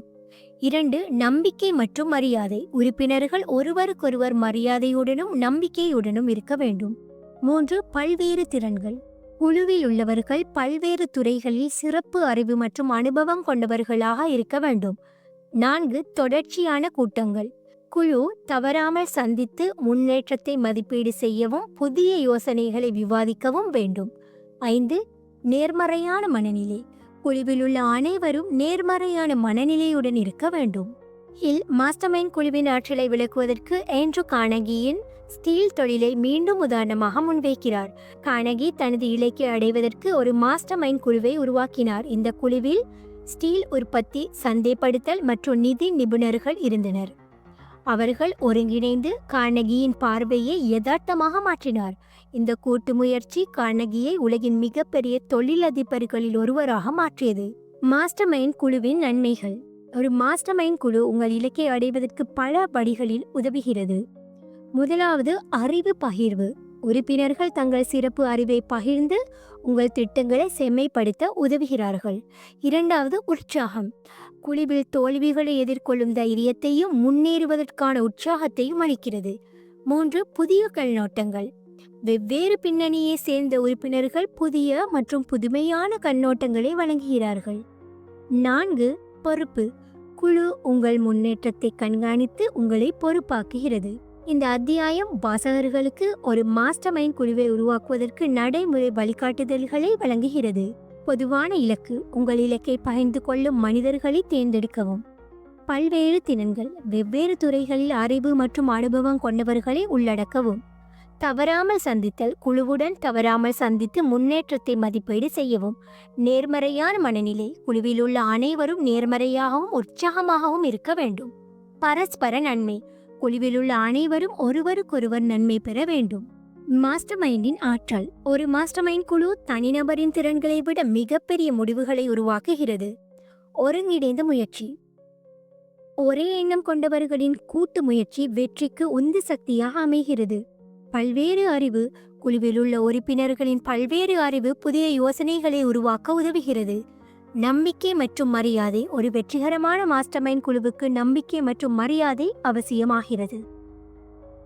இந்த அத்தியாயம் வாசகர்களுக்கு ஒரு மாஸ்டர்மைண்ட் குழுவின் முக்கியத்துவத்தை உணர வைக்கிறது. மேலும் தங்கள் இலக்குகளை அடைவதற்கு ஆதரவளிக்கும் ஒரு குழுவை உருவாக்க ஊக்குவிக்கிறது.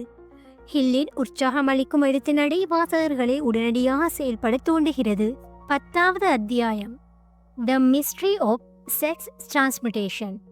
பாலியலாற்றல் மாற்றத்தின் மர்மம்.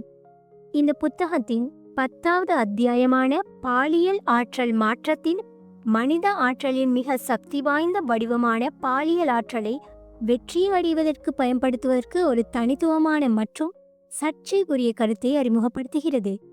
பாலியல் ஆற்றல் மாற்றம் என்பது பாலியல் உணர்ச்சிகளை உடல் ரீதியான வெளிப்பாட்டிற்கு பதிலாக படைப்பு, உற்பத்தி மற்றும் இலக்கு சார்ந்த செயல்களுக்கு மாற்றுவதாகும்.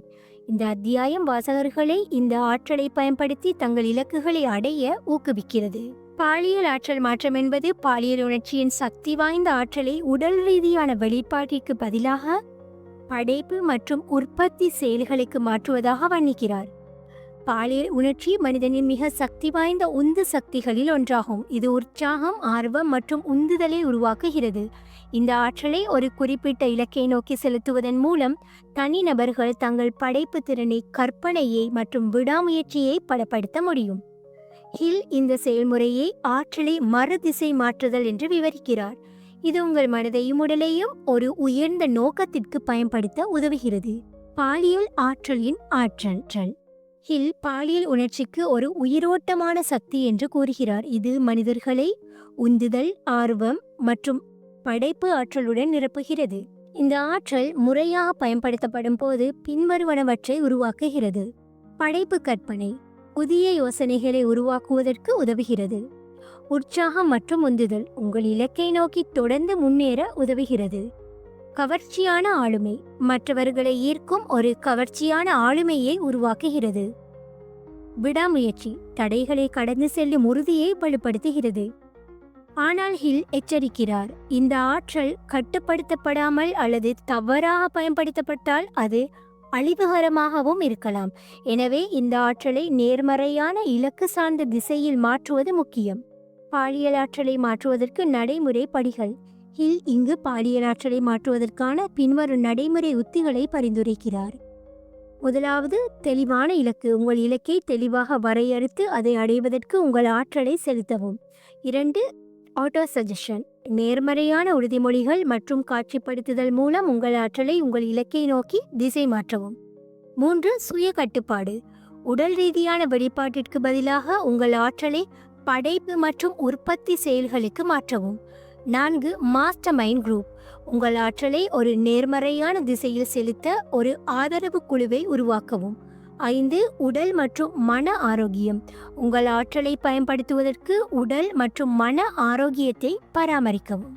ஹில் இங்கு பாலியல் ஆற்றல் மாற்றத்தின் ஆற்றலை விளக்குவதற்கு வரலாறு மற்றும் தனிப்பட்ட உதாரணங்களை முன்வைக்கிறார். அவர் பல வெற்றிகரமான மனிதர்கள், வணிகர்கள், கலைஞர்கள் மற்றும் கண்டுபிடிப்பாளர்கள் தங்கள் பாலியல் ஆற்றலை படைப்பு மற்றும் உற்பத்தி செயல்களுக்கு மாற்றியதாக குறிப்பிடுகிறார். உதாரணமாக, தோமஸ் அல்வா எடிசன் தனது ஆற்றலை தனது கண்டுபிடிப்புகளுக்கு மாற்றினார். இது அவரது படைப்பு கற்பனையை பலப்படுத்தியது. நெப்போலியன் ஹில்லின் சொந்த அனுபவம். ஹில் தனது ஆற்றலை இந்த புத்தகத்தை எழுதுவதற்கு மாற்றியதாக குறிப்பிடுகிறார். இது அவரது உற்சாகத்தையும் விடாமுயற்சியையும் வலுப்படுத்தியது. இந்த உதாரணங்கள் பாலியல் ஆற்றல் மாற்றம் சாதாரண மனிதர்களை அசாதாரண வெற்றிகளை அடைய வைக்கும் என்பதை வெளிப்படுத்துகின்றன. பாலியல் ஆற்றல் மற்றும் கவர்ச்சியான ஆளுமை. ஹில் பாலியல் ஆற்றல் மாற்றம் ஒரு கவர்ச்சியான ஆளுமையை உருவாக்க உதவுகிறது என்று கூறுகிறார். இது மற்றவர்களை ஈர்க்கும் ஒரு ஆற்றல் மிக்க உற்சாகமான தோற்றத்தை உருவாக்குகிறது. இந்த ஆளுமை வணிகத்தில், உறவுகளில் மற்றும் தலைமைத்துவத்தில் வெற்றிக்கு உதவுகிறது. உதாரணமாக, ஒரு விற்பனையாளர் தனது ஆற்றலை பயன்படுத்தி வாடிக்கையாளர்களை ஈர்க்க முடியும்.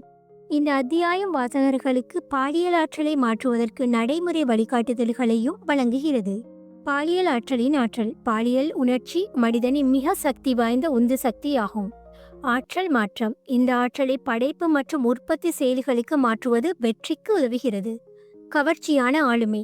பாலியல் ஆற்றல் மாற்றம் மற்றவர்களை ஈர்க்கும் ஒரு ஆளுமையை உருவாக்குகிறது.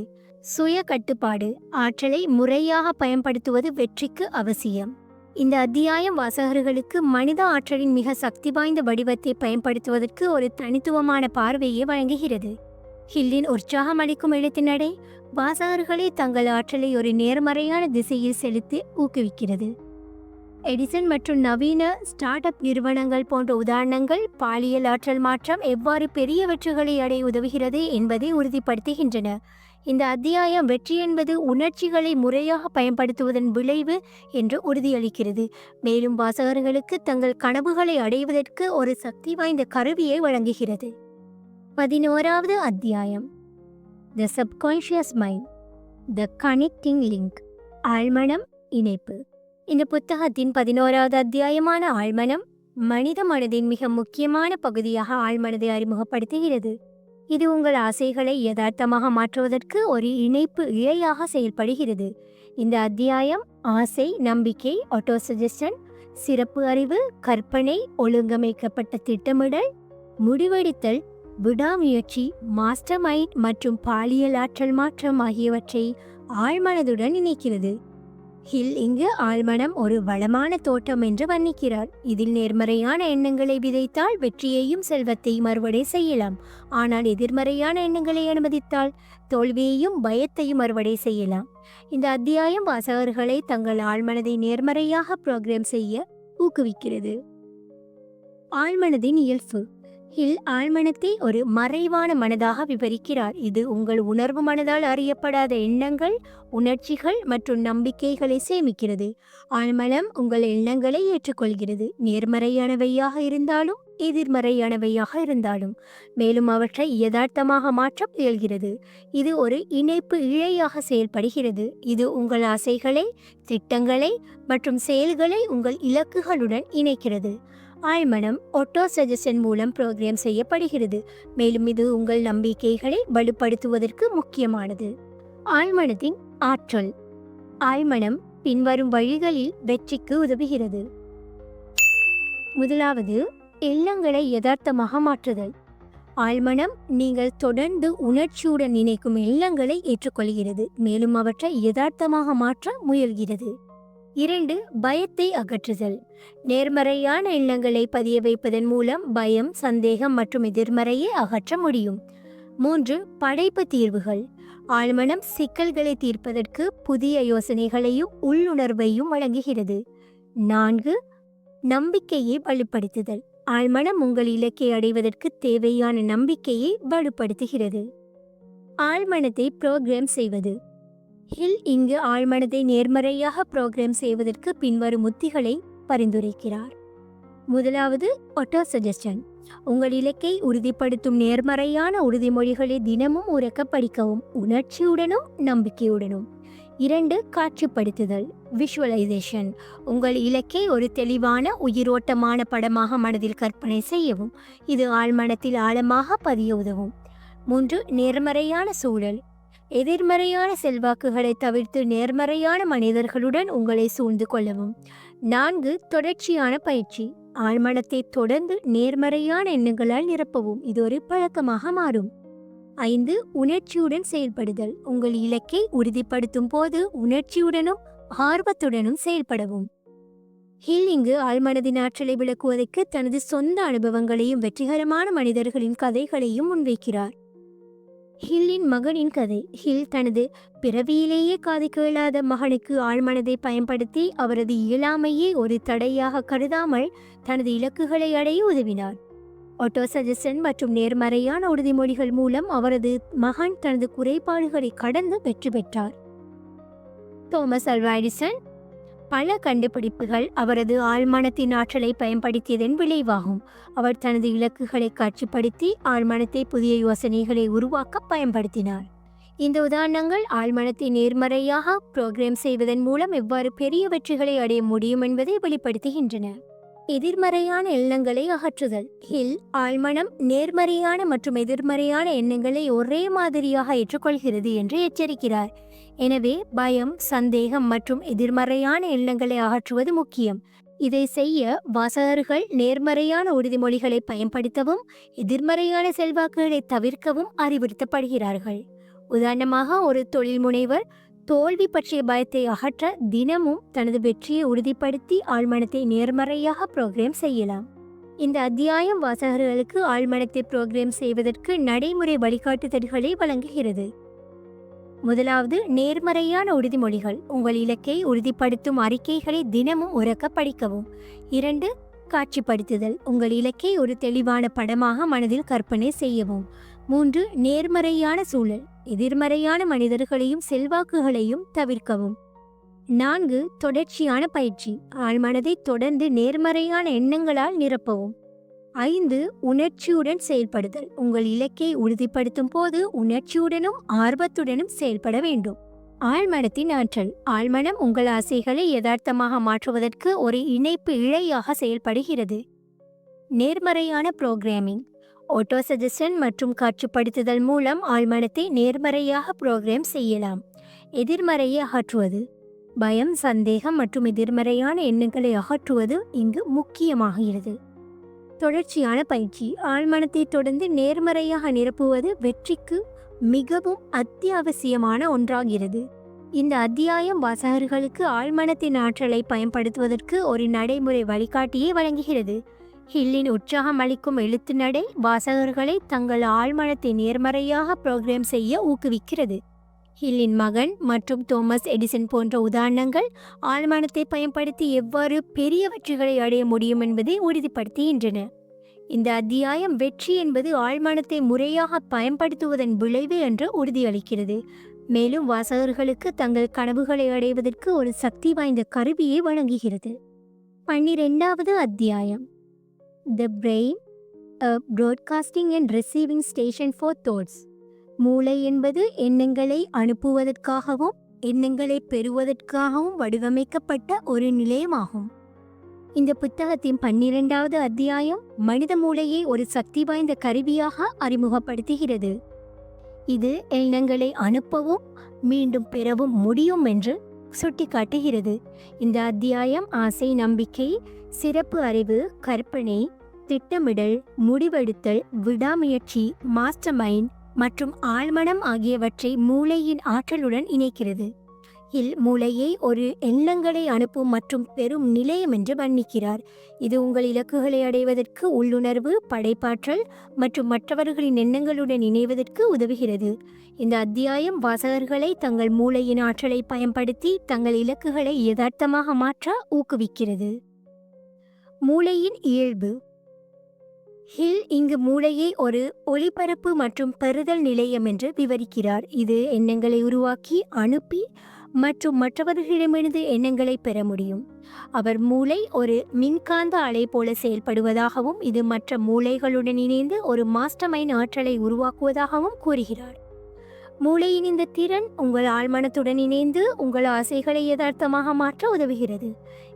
இந்த கருத்து அறிவியல் ரீதியாக முழுமையாக நிரூபிக்கப்படவில்லை என்றாலும் பல வெற்றிகரமான மனிதர்கள் இந்த ஆற்றலை பயன்படுத்தியதாக குறிப்பிடுகிறார். மூளையின் ஆற்றல்.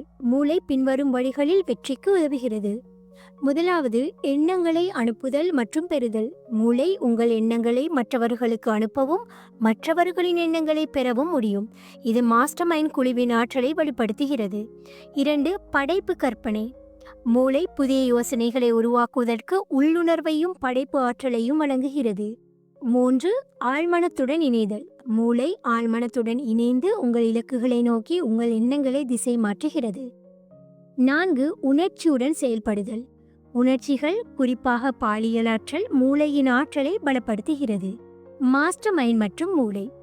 மாஸ்டர் மைண்ட் குழுவின் ஆற்றல் மூளையின் ஒளிபரப்பு மற்றும் பெறுதல் திறனுடன் நெருக்கமாக இணைக்கப்பட்டுள்ளது என்று வலியுறுத்துகிறார். ஒரு மாஸ்டர் மைண்ட் குழுவில் உள்ள உறுப்பினர்களின் மூளைகள் ஒரு கூட்டு ஆற்றலை உருவாக்குகின்றன. இது ஒவ்வொரு தனிநபரின் திறனையும் விட மிகவும் சக்தி வாய்ந்தது. இந்த கூட்டு ஆற்றல் புதிய யோசனைகளை உருவாக்கவும் சிக்கல்களை தீர்க்கவும் உங்கள் இலக்குகளை அடையவும் உதவுகிறது. மூளையை பயன்படுத்துவதற்கு உத்திகள். இங்கு மூளையின் ஆற்றலை முழுமையாக பயன்படுத்துவதற்கு பின்வரும் உத்திகளை பரிந்துரைக்கிறார். நேர்மறையான சூழல். எதிர்மறையான செல்வாக்குகளை தவிர்த்து நேர்மறையான மனிதர்களுடன் உங்களை சூழ்ந்து கொள்ளவும். கவனம் செலுத்துதல். உங்கள் இலக்குகளில் கவனம் செலுத்தி உங்கள் மூளையை அவற்றை நோக்கி திசை மாற்றவும். Master mind group. ஒரு மாஸ்டர் மைண்ட் குழுவுடன் இணைந்து உங்கள் மூளையின் ஆற்றலை பலப்படுத்தவும். Auto suggestion. உங்கள் இலக்கை உறுதிப்படுத்தும் உறுதிமொழிகளை பயன்படுத்தவும். உணர்ச்சியுடன் செயல்படுதல். உங்கள் இலக்கை உறுதிப்படுத்தும் போது உணர்ச்சியுடனும் ஆர்வத்துடனும் செயல்படவும். இந்த அத்தியாயம் வாசகர்களுக்கு மூளையின் ஆற்றலை பயன்படுத்துவதற்கு ஒரு தனித்துவமான பார்வையை வழங்குகிறது. ஹில்லின் உற்சாகமளிக்கும் எழுத்துநடை வாசகர்களை தங்கள் மூளையை நேர்மறையாக புரோகிராம் செய்யவும் மாஸ்டர் மைண்ட் குழுவுடன் இணைந்து பணியாற்றவும் ஊக்குவிக்கிறது. 13ஆம் அத்தியாயம். The sixth sense, the door to the temple of wisdom. 6வது அறிவு, ஞானத்தின் கோவிலுக்கு வாசல். இந்த புத்தகத்தின் 13வது அத்தியாயமான 6வது அறிவு மனித மனதின் மிக மர்மமான மற்றும் சக்தி வாய்ந்த திறனை அறிமுகப்படுத்துகிறது. 6வது அறிவை படைப்பு கற்பனையின் உச்சமாக வர்ணிக்கிறார். இது உங்கள் உள்ளுணர்வு மூலம் ஞானத்தையும் வழிகாட்டுதலையும் பெற உதவுகிறது. இந்த அத்தியாயம் வாசகர்களை தங்கள் 6வது அறிவை வளர்த்து தங்கள் இலக்குகளை அடைவதற்கு உள்ளுணர்வை பயன்படுத்த ஊக்குவிக்கிறது. 6வது அறிவு என்றால் என்ன? 6வது அறிவை மனதின் ஒரு பகுதி என்று விவரிக்கிறார். இது ஆழ்மனத்தின் மூலம் பெறப்படும் உள்ளுணர்வு மற்றும் உத்வேகத்தின் மூலமாக செயல்படுகிறது. இது ஒரு ஆன்மீகத்தின் திறன் என்று கருதப்படுகிறது. இது உங்கள் மூளையை உயர்ந்த ஞானத்துடன் இணைக்கிறது. 6வது அறிவு புலப்படாத உலகிலிருந்து தகவல்களை பெறுவதற்கு உதவுகிறது. இது பெரும்பாலும் உள்ளுணர்வு அல்லது உள்ளே கேட்கும் குரல் என்று அழைக்கப்படுகிறது. இந்த திறனை ஒரு கோவிலின் வாசல் என்று வர்ணிக்கிறார். இது உங்களை உயர்ந்த ஞானத்திற்கு இட்டுச் செல்கிறது. 6வது அறிவின் ஆற்றல். 6வது அறிவு பின்வரும் வழிகளில் வெற்றிக்கு உதவுகிறது. முதலாவது, உள்ளுணர்வு வழிகாட்டுதல். 6வது அறிவு உங்களுக்கு சரியான முடிவுகளை எடுக்க உள்ளுணர்வு மூலம் வழிகாட்டுதலை வழங்குகிறது. 2, படைப்பு யோசனைகள். இது புதிய மற்றும் புதுமையான யோசனைகளை உருவாக்க உதவுகிறது. பெரும்பாலும் உங்கள் ஆழ்மனத்திலிருந்து எழுகிறது. 3, சிக்கல்களை தீர்க்கும் திறன். 6வது அறிவு சிக்கல்களை தீர்ப்பதற்கு உள்ளுணர்வு மூலம் தீர்வுகளை வழங்குகிறது. 4, ஆன்மீக இணைப்பு. இது உங்களை ஒரு உயர்ந்த ஆற்றலுடன் இணைக்கிறது. இது உங்கள் இலக்குகளை அடைய உதவுகிறது. 6வது அறிவை வளர்ப்பது. இது ஒரு தொடர்ச்சியான செயல்முறை என்று கூறுகிறார். இது மற்ற கொள்கைகளை, அதாவது ஆசை, நம்பிக்கை, ஆட்டோசஜஷன் முதலியன தொடர்ந்து பயிற்சி செய்வதன் மூலம் மேம்படுகிறது. 6வது அறிவை வளர்ப்பதற்கு பின்வரும் உத்திகளை அவர் பரிந்துரைக்கிறார். முதலாவது, தியானம் மற்றும் அமைதி. உங்கள் மனதை அமைதிப்படுத்தி உள்ளுணர்வு குரலை கேட்கவும். 2, நேர்மறையான மனநிலை. உங்கள் மனதை நேர்மறையான எண்ணங்களால் நிரப்பவும். இது 6வது அறிவை வழிப்படுத்துகிறது. 3, ஆட்டோசஜஷன். உங்கள் இலக்கை உறுதிப்படுத்தும் உறுதிமொழிகளை பயன்படுத்தவும். இது உங்கள் ஆழ்மனதை புரோகிராம் செய்ய உதவுகிறது. 4, மாஸ்டர் மைண்ட் குரூப். ஒரு மாஸ்டர் மைண்ட் குழுவுடன் இணைந்து உங்கள் 6வது அறிவை பலப்படுத்தவும். 5, விடாமுயற்சி. 6வது அறிவை வளர்ப்பதற்கு தொடர்ச்சியான பயிற்சி மற்றும் விடாமுயற்சி தேவை. ஹில்லின் கற்பனை ஆலோசனை குழு. இந்த அத்தியாயத்தில் ஹில் தனது தனிப்பட்ட அனுபவத்தை பகிர்கிறார். அவர் ஒரு கற்பனை ஆலோசனை குழுவை உருவாக்கினார். இந்த குழுவில் அவர் மதிக்கும் வரலாற்று நபர்கள் எடிசன், லிங்கன், எமர்சன் போன்றவர்கள் தனது மனதில் கற்பனை செய்து அவர்களுடன் உரையாடினார். இந்த பயிற்சி அவரது 6வது அறிவை வலுப்படுத்தி புதிய யோசனைகளையும் வழிகாட்டுதல்களையும் பெற உதவியது. இந்த கற்பனை ஆலோசனை குழு 6வது அறிவை வளர்ப்பதற்கு ஒரு சக்தி வாய்ந்த கருவியாக செயல்பட்டது. ஹில் இங்கு 6வது அறிவின் ஆற்றலை விளக்குவதற்கு தனது சொந்த அனுபவங்களையும் வெற்றிகரமான மனிதர்களின் கதைகளையும் முன்வைக்கிறார். நெப்போலியன் ஹில்லின் கற்பனை குழு. ஹில் தனது கற்பனை ஆலோசனை குழு மூலம் தனது இலக்குகளை அடைவதற்கு உள்ளுணர்வு வழிகாட்டுதலை பெற்றார். இந்த பயிற்சி அவரது 6வது அறிவை வலுப்படுத்தி திங்க் அண்ட் க்ரோ ரிச் புத்தகத்தை எழுத உதவியது. இந்த அத்தியாயம் வாசகர்களுக்கு 6வது அறிவை வளர்ப்பதற்கு நடைமுறை வழிகாட்டுதல்களை வழங்குகிறது. தியானம் மற்றும் அமைதி. ஒவ்வொரு நாளும் சில நிமிடங்கள் உங்கள் மனதை அமைதிப்படுத்தி உங்கள் உள்ளுணர்வின் குரலை கேட்கவும். நேர்மறையான உறுதிமொழிகள். உங்கள் இலக்கை உறுதிப்படுத்தும் அறிக்கைகளை உரக்க படிக்கவும். கற்பனை ஆலோசனை குழு. உங்களுக்கு உத்வேகம் அளிக்கும் நபர்களை மனதில் கற்பனை செய்து அவர்களுடன் உரையாடவும். Master mind group. உங்கள் மாஸ்டர் மைண்ட் குழுவுடன் இணைந்து உங்கள் 6வது அறிவை பலப்படுத்தவும். உள்ளுணர்வை நம்புதல். உங்கள் உள்ளுணர்வு குரலை கேட்டு அதன் அடிப்படையில் முடிவுகளை எடுக்கவும். இந்த அத்தியாயம் வாசகர்களுக்கு 6வது அறிவின் மர்மமான ஆற்றலை பயன்படுத்துவதற்கு ஒரு தனித்துவமான பார்வையை வழங்குகிறது. ஹில்லின் உற்சாகமளிக்கும் எழுத்துநடை வாசகர்களை தங்கள் உள்ளுணர்வை நம்பவும் 6வது அறிவை வளர்க்கவும் ஊக்குவிக்கிறது.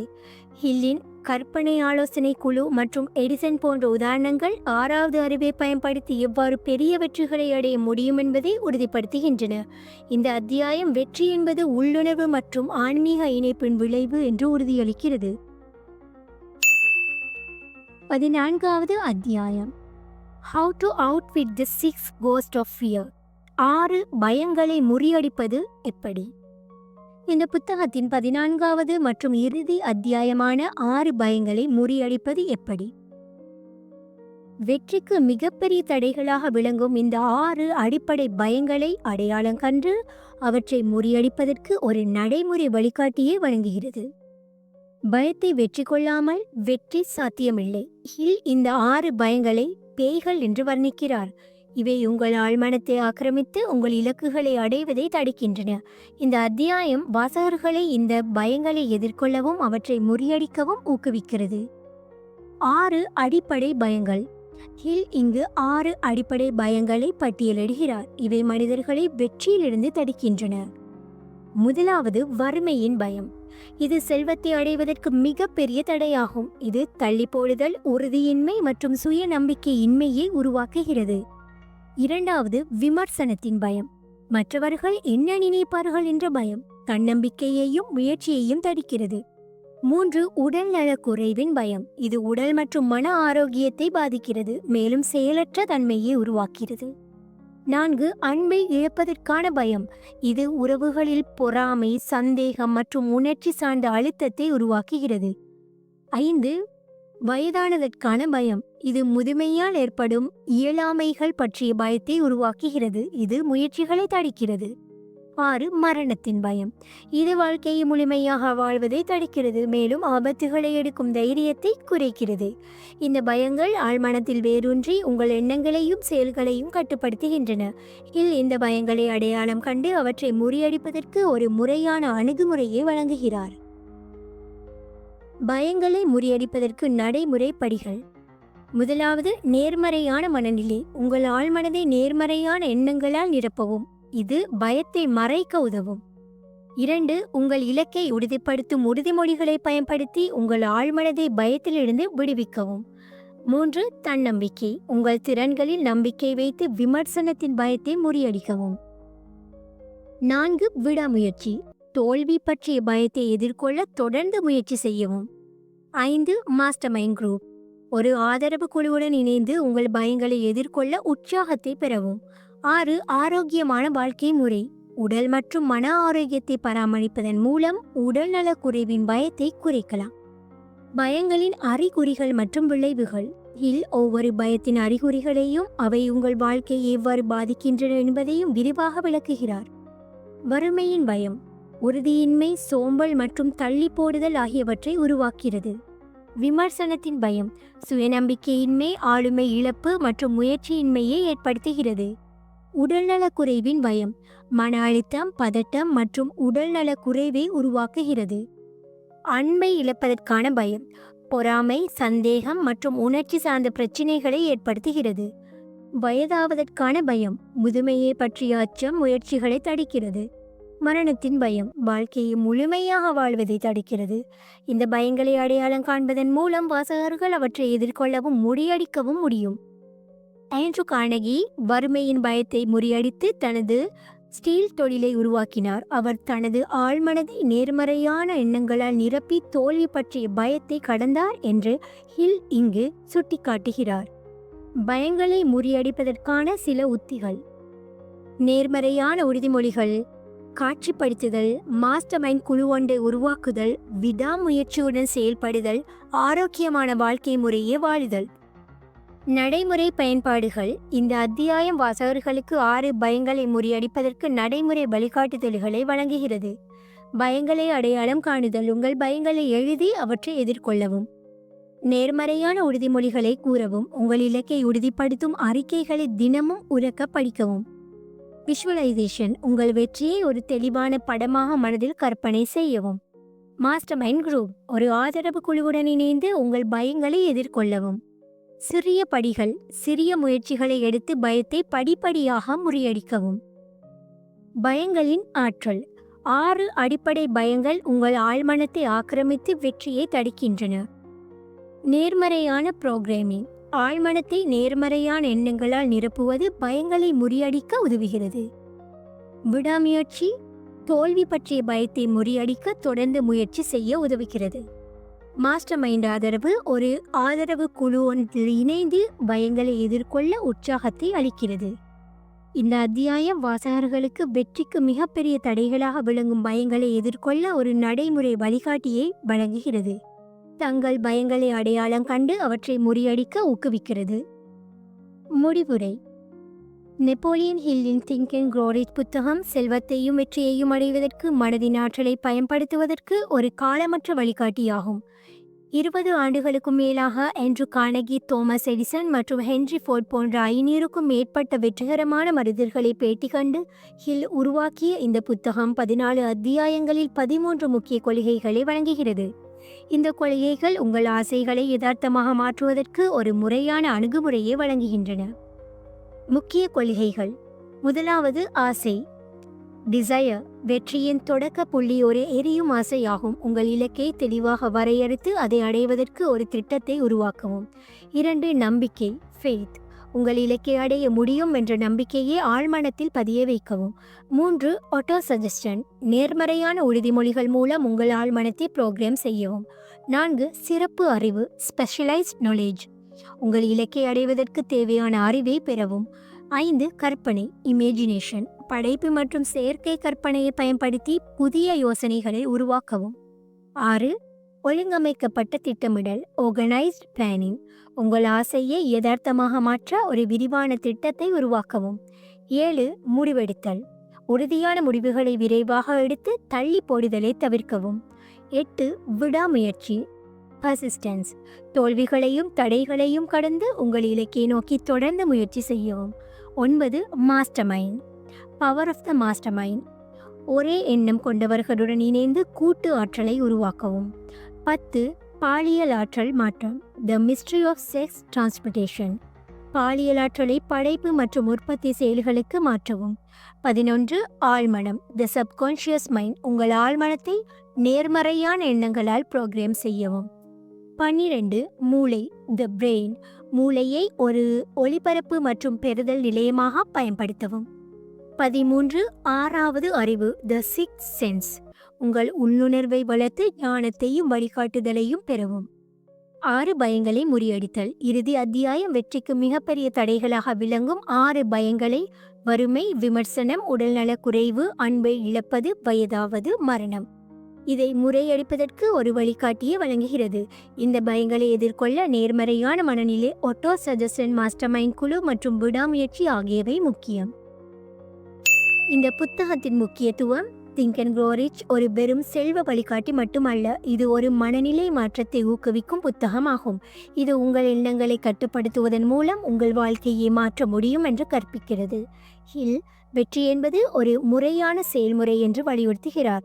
இது ஆசை, நம்பிக்கை மற்றும் செயலால் உந்தப்படுகிறது. 21ஆம் நூற்றாண்டு பதிப்பு நவீன உதாரணங்களுடன் இந்த கொள்கையை புதுப்பித்து இன்றைய உலகில் அதன் பொருத்தத்தை உறுதிப்படுத்துகிறது. நவீன பொருத்தம். இன்றைய உலகில் திங்க் அண்ட் க்ரோ ரிச்சின் கொள்கைகள் தொழில்நுட்ப ஸ்டார்ட் அப்கள், தொழில் முனைவு மற்றும் தனிப்பட்ட வளர்ச்சியில் பயன்படுத்தப்படுகின்றன. உதாரணமாக, தொழில்நுட்ப நிறுவனங்கள் தங்கள் ஆழ்மனத்தை நேர்மறையாக ப்ரோக்ராம் செய்து மாஸ்டர் மைண்ட் குழுக்களுடன் இணைந்து புதுமையான தயாரிப்புகளை உருவாக்கியுள்ளனர். இந்த புத்தகம் தனிநபர்களுக்கு தங்கள் கனவுகளை அடைவதற்கு ஒரு உறுதியான மனநிலையை வளர்க்க உதவுகிறது. இறுதியாக, திங்க் அண்ட் க்ரோ ரிச் ஒரு உலகளாவிய கிளாசிக் ஆகும். இது மில்லியன் கணக்கான மக்களை உற்சாகப்படுத்தி உள்ளது. இது வெற்றி என்பது உங்கள் மனதின் ஆற்றலையும் ஒழுக்கமான செயல்களையும் பயன்படுத்துவதன் விளைவு என்று உறுதியளிக்கிறது. இந்த புத்தகத்தின் கொள்கைகளை பயன்படுத்துவதன் மூலம் வாசகர்கள் தங்கள் ஆசைகளை யதார்த்தமாக மாற்ற முடியும், பயங்களை முறியடித்து தங்கள் முழு திறனை அடையவும் முடியும் என்று உறுதியளிக்கிறது. ஸோ ஃப்ரெண்ட்ஸ், இந்த பதிவு உங்களுக்கு பயனுள்ளதாக இருந்திருக்கும் என்று நம்புகிறேன். மீண்டும் ஒரு சிறந்த புத்தகத்துடன் விரைவில் உங்களை சந்திக்க வருகிறேன். இந்த வீடியோ பிடிச்சிருந்தா லைக் பண்ணுங்க, கமெண்ட் பண்ணுங்க அண்ட் மறக்காம சப்ஸ்கிரைப் பண்ணுங்க. தேங்க்ஸ் ஃபார் வாட்சிங்.